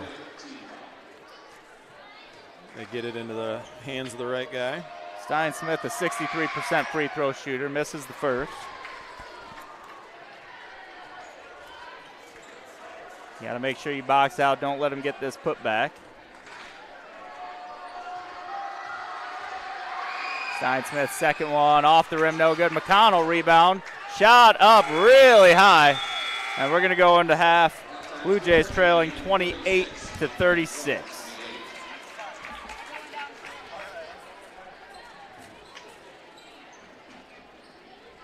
We'll stay here as we have a little bit of a ceremony, I believe, during this. So if you want to hang tight and watch the awards being given out.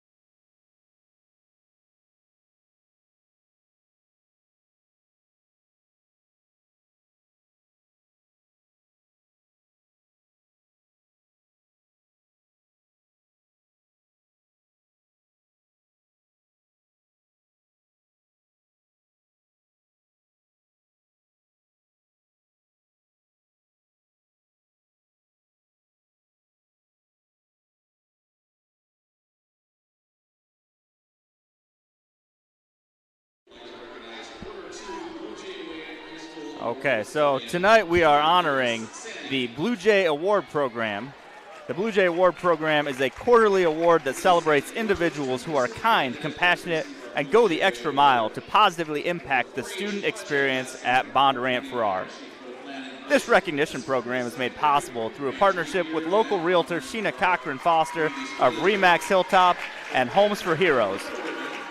Through this partnership, recipients receive a framed certificate, custom mug, and a gift card.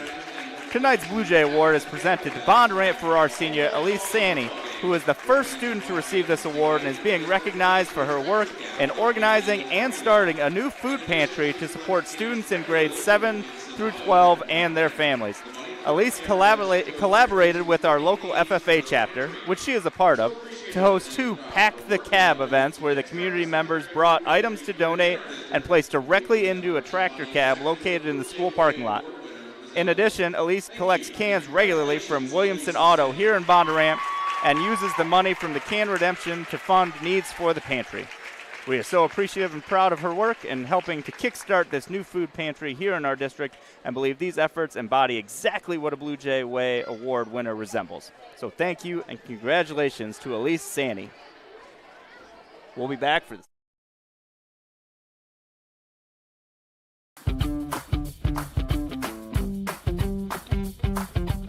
The Bondurant Farrar Athletic Booster Club was established over 20 years ago to support all sanctioned junior high and high school athletic programs. The club is comprised of athletic supporters, parents, and community members who strongly believe that quality athletic programs and experiences enrich the education experience for the hundreds of student athletes participating in a district sport each year. Each year, the Booster Club raises thousands of dollars that are reinvested into athletic programs. Dollars raised go to the purchase of items such as uniforms, equipment, unbudgeted team travel, team banquets, and state qualifier signs, and more. Athletic boosters fund our uniforms for our 7 through 12 athletics. Annually, that is usually between $25,000 and $50,000. Without them, it would not be possible to keep our kids in new uniforms and get them the equipment that they need.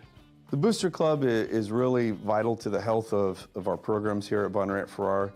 They do a great job of providing a way for programs to get money for equipment, for example, for track, help out with hurdles, blocks, new high jump mat, etc. Without the Booster Club, it'd be really hard for programs to function without having to really do a lot of fundraising on their own. The Booster Club raises money through the sales of concessions, Bluejay apparel, merchandise, special fundraising events, and sponsorships and donations. As the Bondurant Farrar community continues to grow, so does our athletic programs and the need for our support. The Booster Club is a great way to get involved and meet other parents and community members. Come join this fun and energized group. Bring your fresh ideas and love for Bluejay student athletes and programs. Visit bfschools.org/Booster Club to learn more. Go Jays!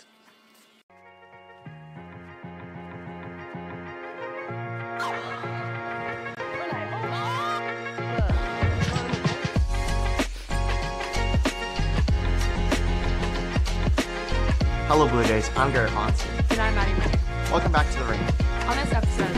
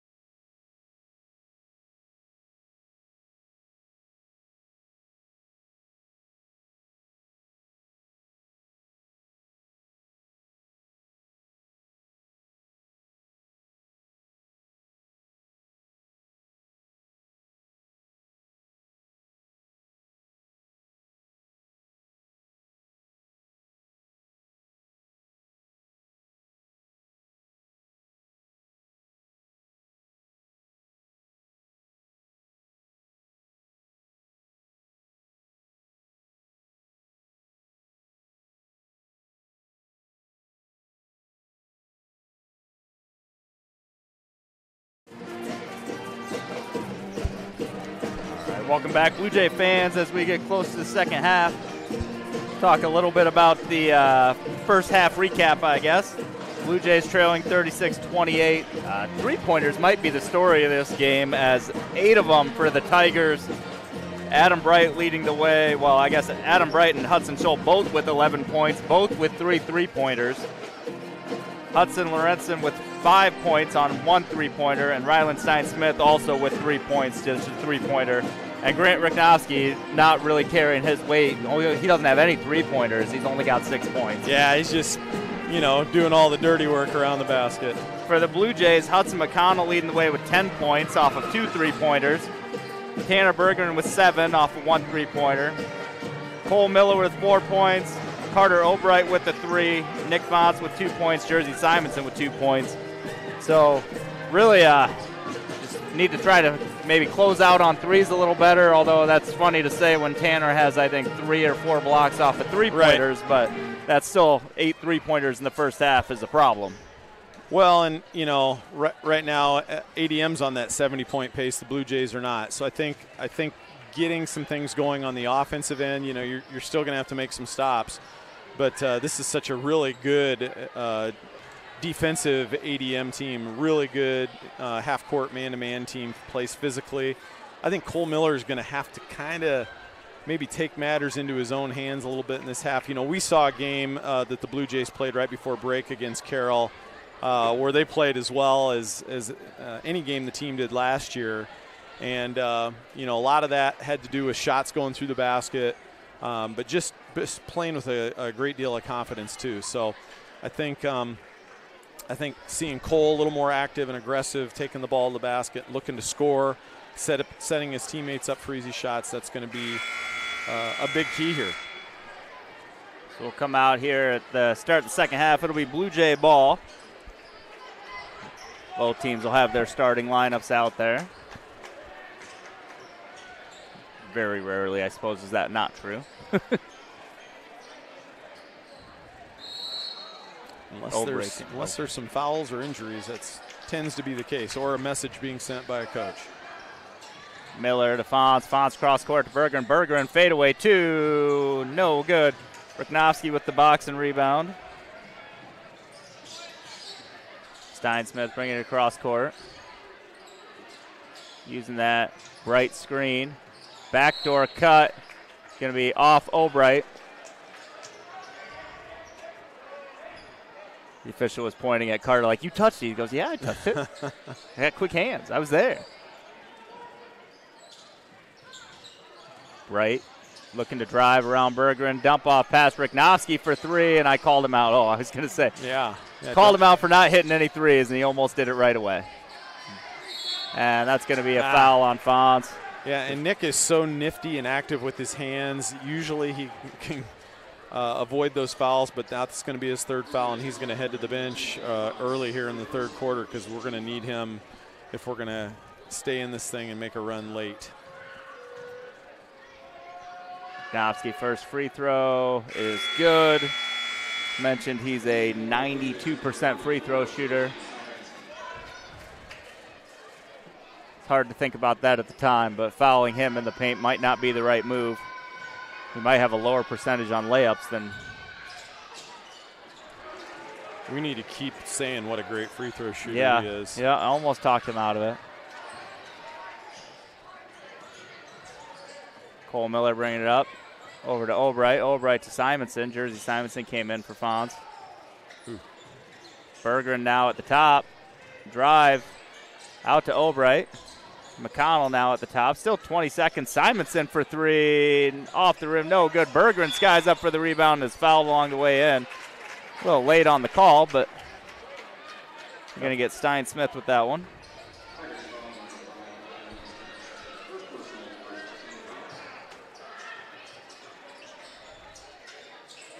Miller inbound to Berggren. Berggren drives.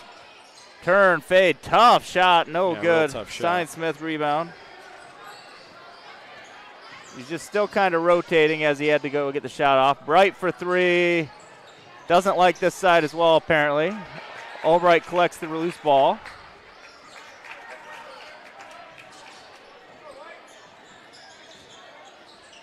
Miller working on Stein-Smith.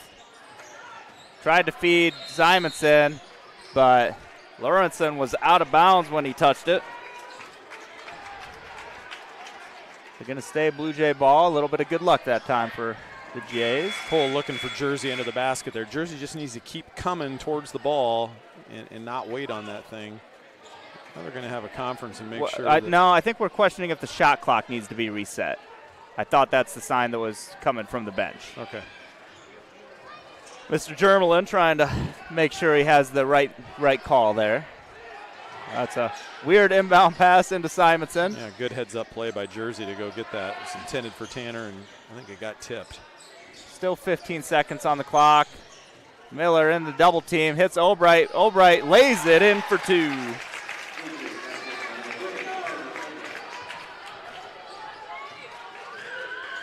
Stein-Smith to Scholl. Scholl to Riknowski. Scholl now driving out to Lorenzen. Was that nothing, really? Ooh. That looked weird. Ooh. Bailout call there. Might have been a little bit of a bailout call. So go back. So he caught it, jumped, started his dribble.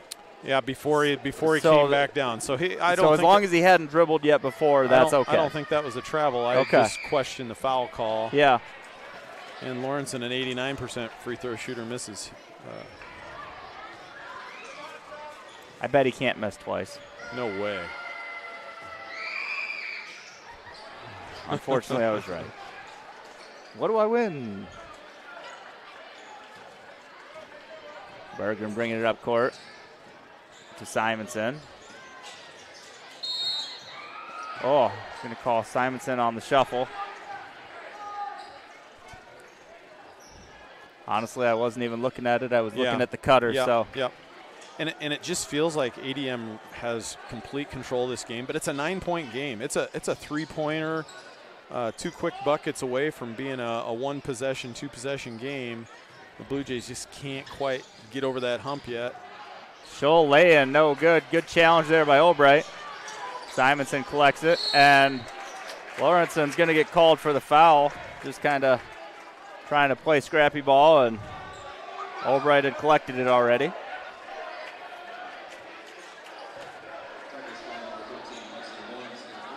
Lawrenson's first foul, team second.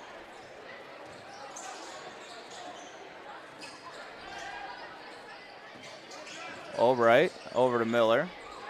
Miller drives, hangs up and 2. Yep. Going to need to see more of that from Cole. And I think Coach Evans is taking that timeout right now just to say, look, guys, we're in this game, but you're just still a little bit lackadaisical. ADM has not come out and set the world on fire to start the half. They've missed some shots now. They've shown that they're human, but the Blue Jays just haven't been able to cut into that lead. Just maybe a lack of belief, and right now he's trying to instill that belief into him. And good to see Cole get in the lane to make a bucket there. He got into the lane earlier for a couple of assist opportunities that didn't get converted. And again, I think there needs to be more of that, and also from Tanner Bergeron as well. Although they're really walling him off and doing a good job from keeping him to getting into the spots that he likes to get into. Well, and when they really focus on stopping Tanner, I feel like that's the time Cole has to be more selfish. You know, he's such a great passer and sees so many open guys, but if they're going to commit that extra effort to making sure Tanner doesn't score, then Cole might just have to go get his. Exactly. Both teams with their starters except for Nick Fonts for the Blue Jays. Jersey's in for him, and we'll see if Jersey Simonson can give a little added dimension off that bench. That's what Coach Evans was talking about. Our starters get in foul trouble, and we just seem to lose a little bit of life and energy from that bench. Lawrenson open for 3, and he's fouled. He'll get 3 free throws. Lawrenson, a lefty just like his dad. That shot looks very familiar to me from days gone by.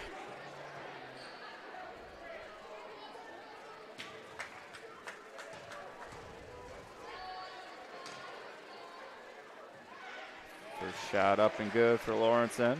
He'll get 3 of them. A 89% free throw shooter. should say. Hits his second.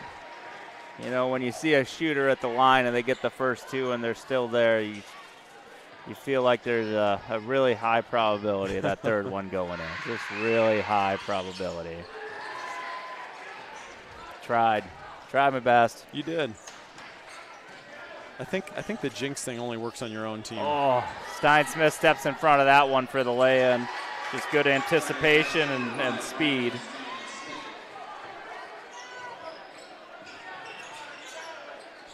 Miller to Albright. Albright back out to McConnell. Miller cross court. Simonson.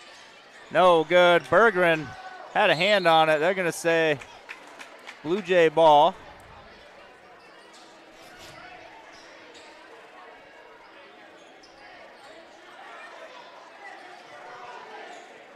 Change who's inbounding here. Bergeron under the hoop. And Stein Smith steps in front of that one, too. Just too quick for that.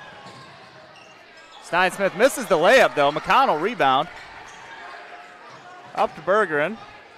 Bergeron going to drive, turnaround, fade, two, no good. And that's going to be off McConnell.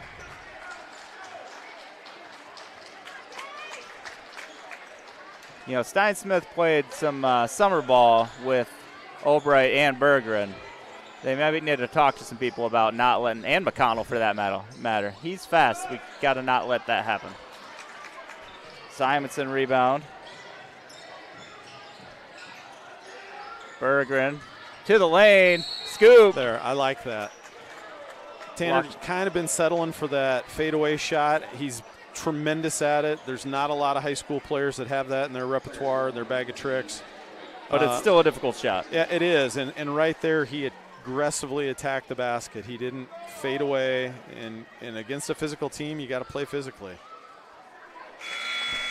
And maybe getting some of their guys in foul trouble will be helpful to us. And that's, his first free throw attempt. Only 3 free throw attempts for the Blue Jays so far tonight. So that tells you a little bit about what the ADM's able to do defensively. Nick Fonts coming back in for Simonson. For the Tigers, Gelhauer and Oberhofer into the game. Bergeron's second free throw is good. Hits them both.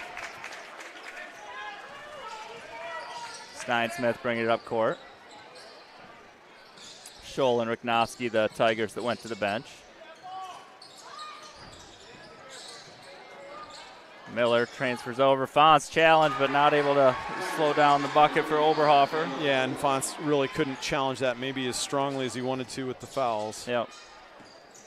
McConnell to Bergeron. Bergeron through the triple team. Right hand, no good. McConnell. Fonts actually comes away with it. Fonts puts the lay in. That's why you got to have Nick Fonts on the floor.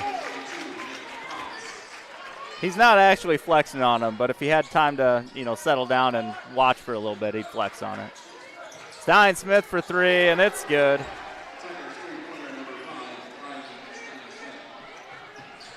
Fonts cross court. McConnell, and must have been a lower foul. It was on Lawrence. Oh, okay. That makes more sense. I would say it looked like Bright was kind of up and down with it. Pretty clean block. Yeah.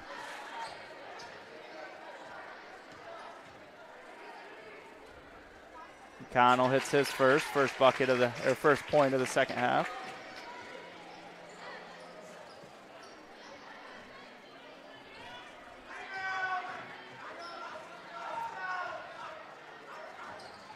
Second one is good as well. McConnell hits them both. Stein Smith to bring it up court.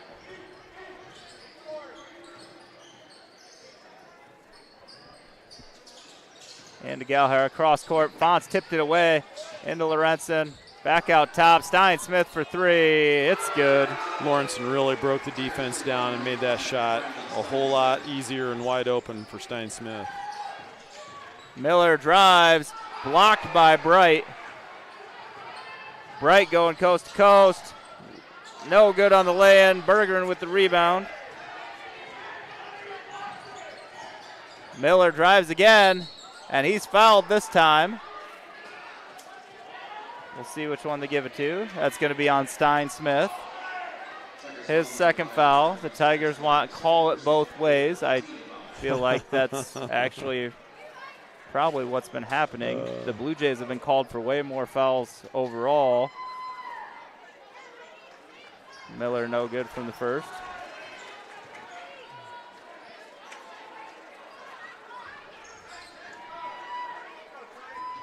Actually, it's pretty even right now. It was advantage Tigers in the first. Miller misses them both. Fonts tips it away. Bergeron able to chase it down. Pull up three. Good. That little bit of space was just enough. Yeah, a chance for two turned into three. Good job by Nick Fonts tipping that ball out. Bergeron chases it down. Bright for three. Off the rim, no good. Albright skies for the rebound. Bergeron tried to push that one a little too fast. Steinsmith drives. Blocked by Bergeron.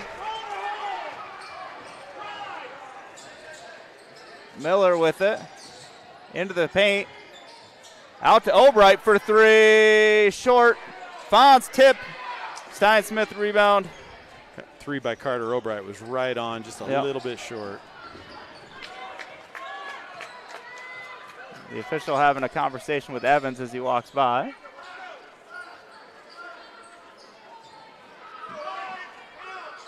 Lorenzen for three from way downtown. No good. Bright tips it out. Steinsmith ends up with it. And McConnell's going to get called for the block.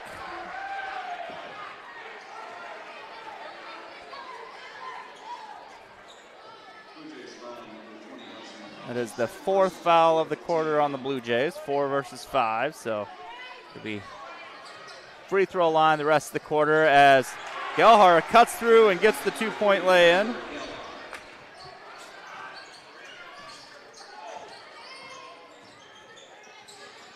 Miller with it to Albright. Albright over to McConnell. McConnell drives, hangs, and the bucket. Really nice drive by Hudson McConnell there and showing a little emotion. There's still some life in the Jays. They're not out of this thing yet.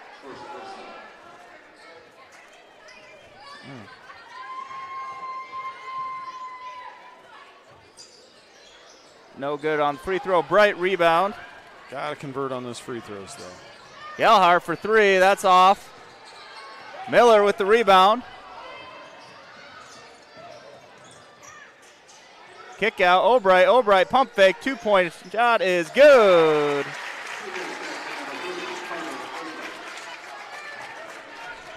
One more big stop really changes this tie. Yeah, it does. Steinsmith throws it up. McConnell comes away with it. Coach Evans wants to play for one possession. I think he feels like if he can get it to 6 or 7 points by the end of this quarter.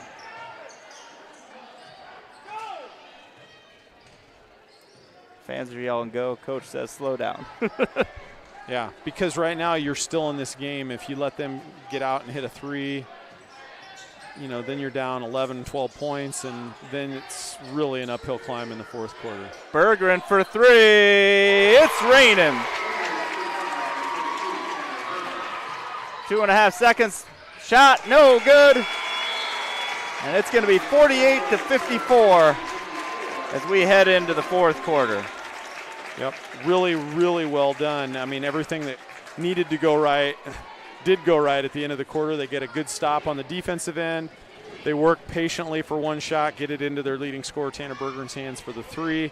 Get one more stop on defense. You're down 2 possessions going into the fourth quarter against the team that's leading the conference right now in your own home gym.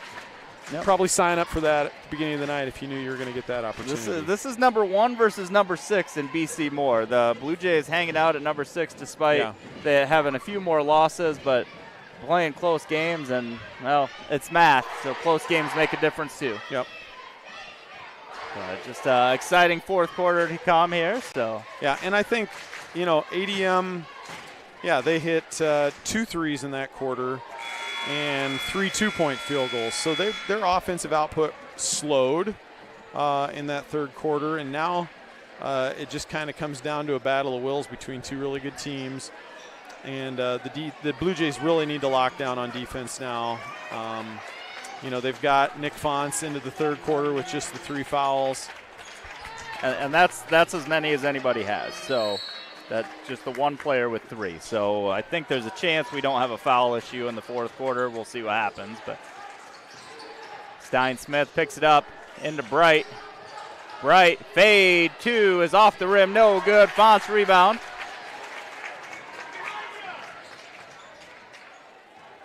Miller over to McConnell. To Bergeron now. Stein Smith on him. Stein Smith traps the ball underneath. We're going to get a jump ball. That's Scholl that's had the defensive assignment most of the night on Berger, and he's really done a good job. He's just not letting him get to any of the spots he wants to get to. Oh, my bad. No, you're Stein fine. Smith. They kind of look like they could be twins. Under the hoop, collects it, goes up, gets the bucket. Good job settling in there for that one. Good strength by Hudson McConnell, and he's really proven tonight he's the second leading scorer. Actually, he's the leading scorer for the Blue Jays. Second leading, I'm sorry. Close enough. But he's that third option that they have not had. Overhofer with a nice cut to the basket off that. Really good offensive screen. possession by ADM there. Miller driving into the lane. Layup. Good. We talk about more cowbell, more Cole Miller. Miller on Stein Smith. Lorenzen with it. Overhofer. Back to Stein Smith. Back to Lorenzen. And Fonce is going to take a foul out there. Going to get his fourth.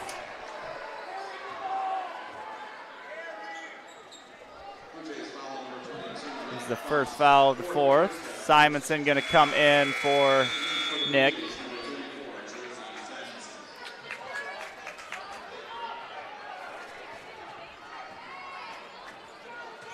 Stein Smith to inbound. Overhofer. Scholl over to Lorenzen. Good job by Jersey to get over the top of that shuffle screen.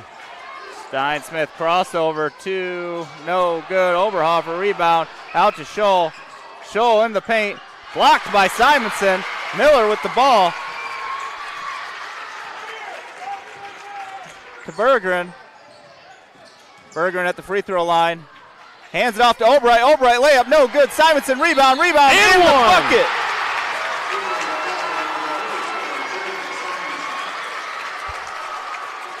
Simonson goes up, gets the rebound off the layup, and he's going to the line trying for the three-point play. And that's the kind of play that you would usually get out of the starter, Nick Fonce. So big play by Jersey Simonson to get that offensive rebound and put back, get himself to the free throw line. Could cut it to 1, Patrick. What are the odds you know who that last foul was on? There's a lot of people in the paint. Had to be on Oberhofer, I believe. Okay. He has 1 on the board, so. Well, he had 1, though. Now he has 2 on the board. Okay. Nope, he has 1. No. Never mind. I don't know. We'll figure it out later. But 2-point ball game. And Jersey Simonson going to the line for 1. We got 6 minutes left. And Oberhofer has done a nice job, especially the second half when he's been on the floor out there for Rachnovsky. But kind of surprising we haven't seen more of Rachnovsky. Yeah. With the numbers that he's put up this year. And he's, I don't want to say it's been an even split of time. I think he is going to be back out on the floor here for these final few minutes. Yeah, you got Stein Smith, Lorenzen, Rachnovsky, Scholl, and Bright. So you got your starters out there. For the Blue Jays, starters Les Fonce plus Simonson. Simonson looking to go convert the three-point play here. Doesn't spend a lot of time at the free throw line, but makes that one look good. It's a 1-point ball game here in Bondurant. 6 minutes to go.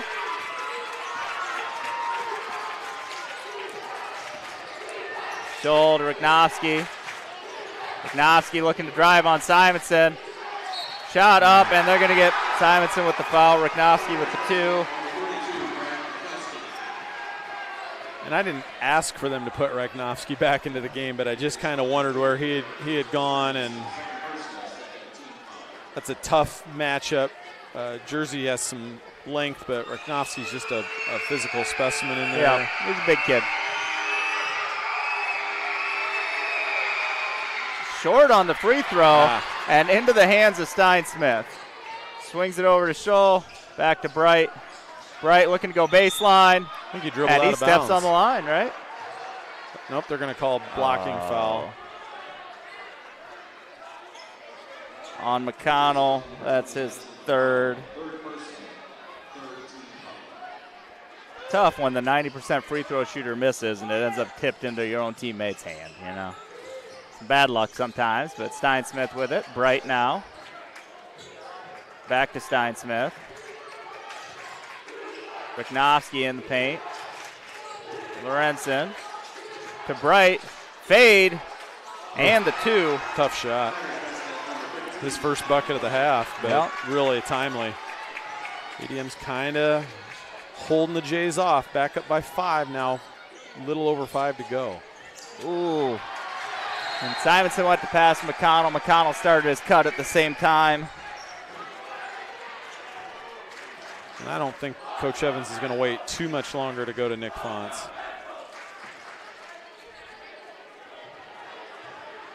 Steinsmith with the ball. Sends Scholl to the other side. And that's going to be off Berggren. Right now they're running stuff to get Rachnovsky the ball underneath the basket.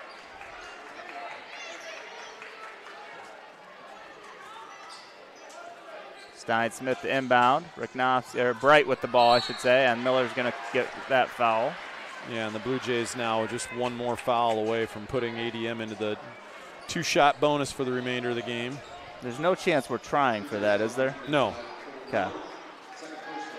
This is a really good free throw shooting team. Yeah, 69% as a team.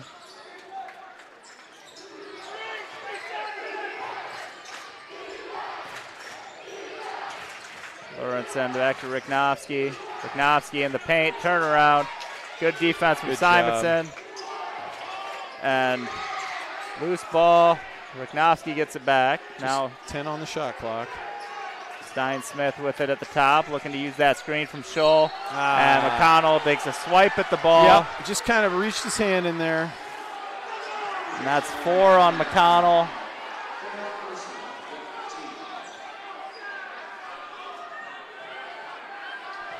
It's a spirited crowd in here, Patrick. Steinsmith, a 63% free throw shooter. Missed his first one tonight. Makes that one. 12 on the game for Ryland.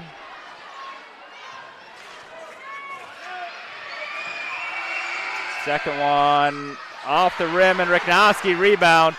And Berggren swatted it away, but was standing out of bounds. Berggren imploring his teammates to box out.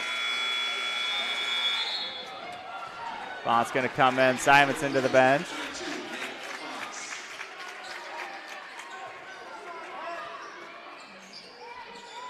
Everything we talked about with the entire benches playing in the girls' game is the opposite here. Yeah. Neither team going very deep, really. No. Bright over to Rachnovsky. Rachnovsky shot up is good. That's 6 quick points for him.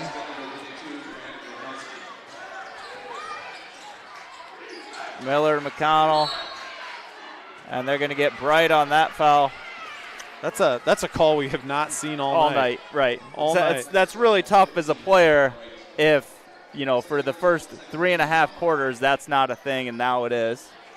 Obviously beneficial to us at this point, but I don't envy the situation for the player. McConnell for 3. It's good. Boy, it's Hudson's McConnell night. Hudson McConnell's night, easy for me to say. Really finding that offensive stroke. That's 19 in the game for Hudson. Blue Jays switching to a 2-3 zone right here. Interesting switch up. Albright steps in front of that one. Gets it to Miller. Pull up 3 off the rim, no good. McConnell rebound. McConnell working his way into the paint, goes up and is fouled. Boy, he's doing work. Fun watching that kid tonight. Foul is on Scholl. His 4th.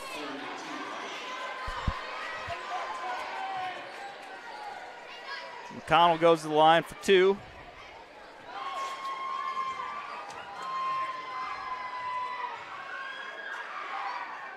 First one good. That's 20 points on the night for Hudson McConnell. 3:33 remaining in the game. Blue Jays looking to cut it to a 3-point deficit. Shot up. No good. Bergeron gets the rebound to McConnell. McConnell pump fake. Oh, no way. I mean, that's a foul or it's nothing. Come on, buddy. This is where I'll remind you, this is not a national broadcast. We are not bipartisan here. This is Blue Jay Digital, and I disagree with the call. Yeah, and I watched it on the replay, and it might have been a travel. No, disagree with the call. Yeah. I'll disagree with you, too. It might have been a travel. Don't care what the replay says. But I also think there was contact on the pump fake, so. Yeah, no, fair.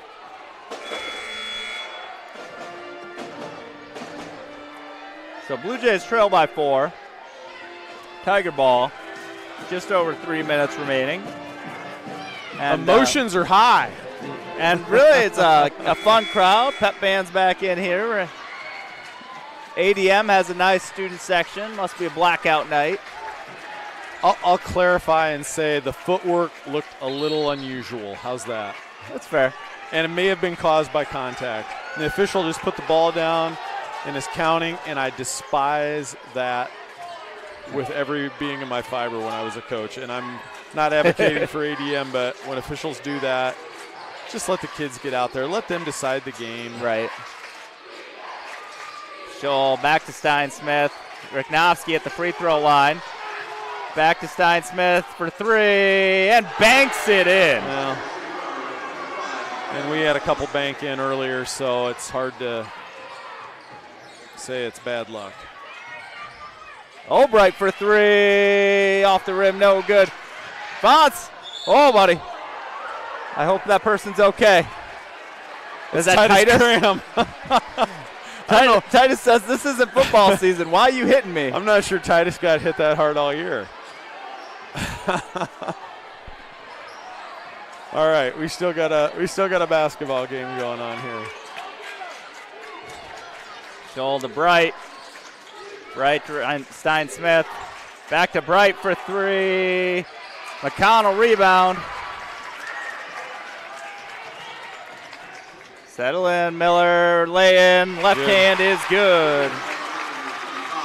Back to 2 possessions.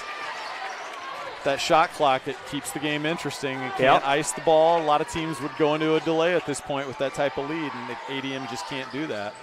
Scholl to Riknowski at the free throw line, banks it in too. Man. You're going to have to talk about that sponsor, Vision Bank, sponsoring so many bank shots here. McConnell to Fonts, Fonts into Albright. Albright turn, fouled on the shot. He'll go to the line for 2. It's on Lawrenson. 3 on him.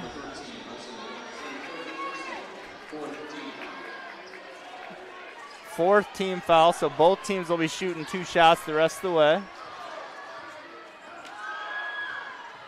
Albright makes the first.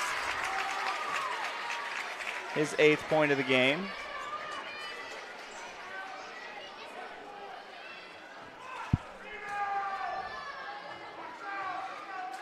Albright second shot up and no good. Bergeron put back. Got clubbed in the head, but not a call. Lawrenson kick out. Stein-Smith for 3. Off the rim, no good. And they're going to get a foul on the Tigers. Riknowski.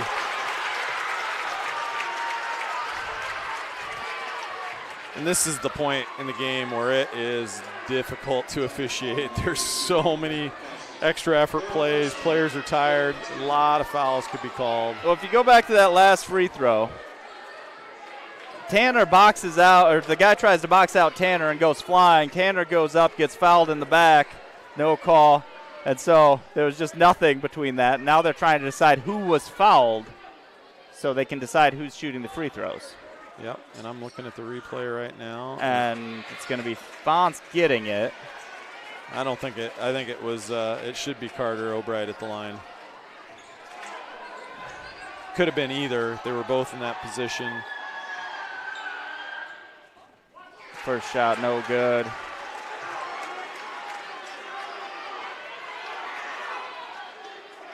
Fonz second free throw.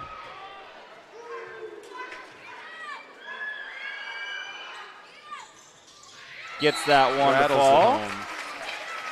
We're going to get a full timeout here with the 5-point ball game, 1:51 remaining. Yep, and the Blue Jays, no hurry to foul. In fact, you don't want to foul. You don't want to put ADM on the line here. You want to play defense, and it might be 35 seconds of defense, but if you have to do that, you can get a stop, come down and score, then the clock maybe becomes a little bit of a factor. So I don't think Coach Evans is ready to play the foul game, and no reason to do that. Well, and if you look, like Lawrenson and Riknovsky and Scholl are both 85+%. Bright and Stein-Smith are both in the 60s, but have shot incredible tonight. So you don't really have a lot of options for where you want to try to foul. Shout out to Bird's Nest, our sponsor for this, getting a little clutch time viewership here. Bird's Nest, a great community sponsor. Before and after school programming, summer programming, rental facilities available as well. So go ahead and check them out. A great community partner and just great people.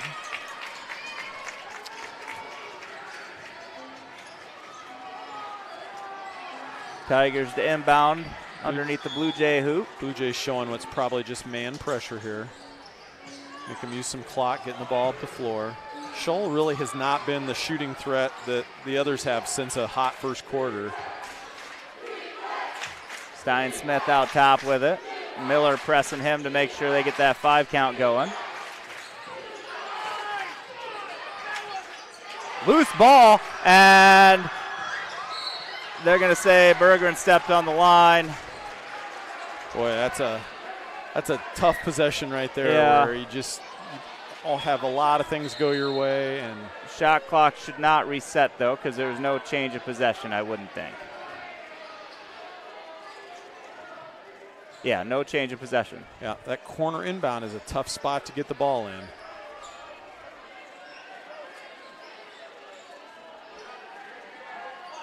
Riknovsky comes out top. Back to Stein-Smith.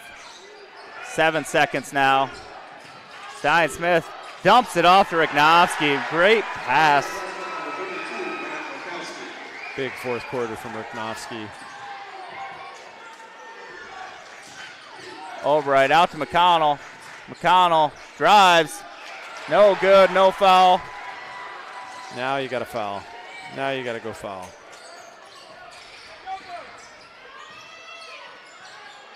Not Nick, preferably. Yep. Berggren's going to come over and get that foul. Tanner's first foul. What was the closest we had it to? 2, 3? 3. Yeah. At this point, looking like maybe we just couldn't quite get over the hump there, but we'll see if ADM can knock some free throws down. Short. Gellhardt going to come back in. Lorenzen to the bench. Riknovsky, second free throw. 7-point ball game right now. Hits the second. 17 for Riknovsky, 11 in the second half. A lot of those in here in the fourth quarter. Berggren for 3. Off the rim, no good. Stein-Smith rebound. Font's going to foul him. That'll end Nick's night.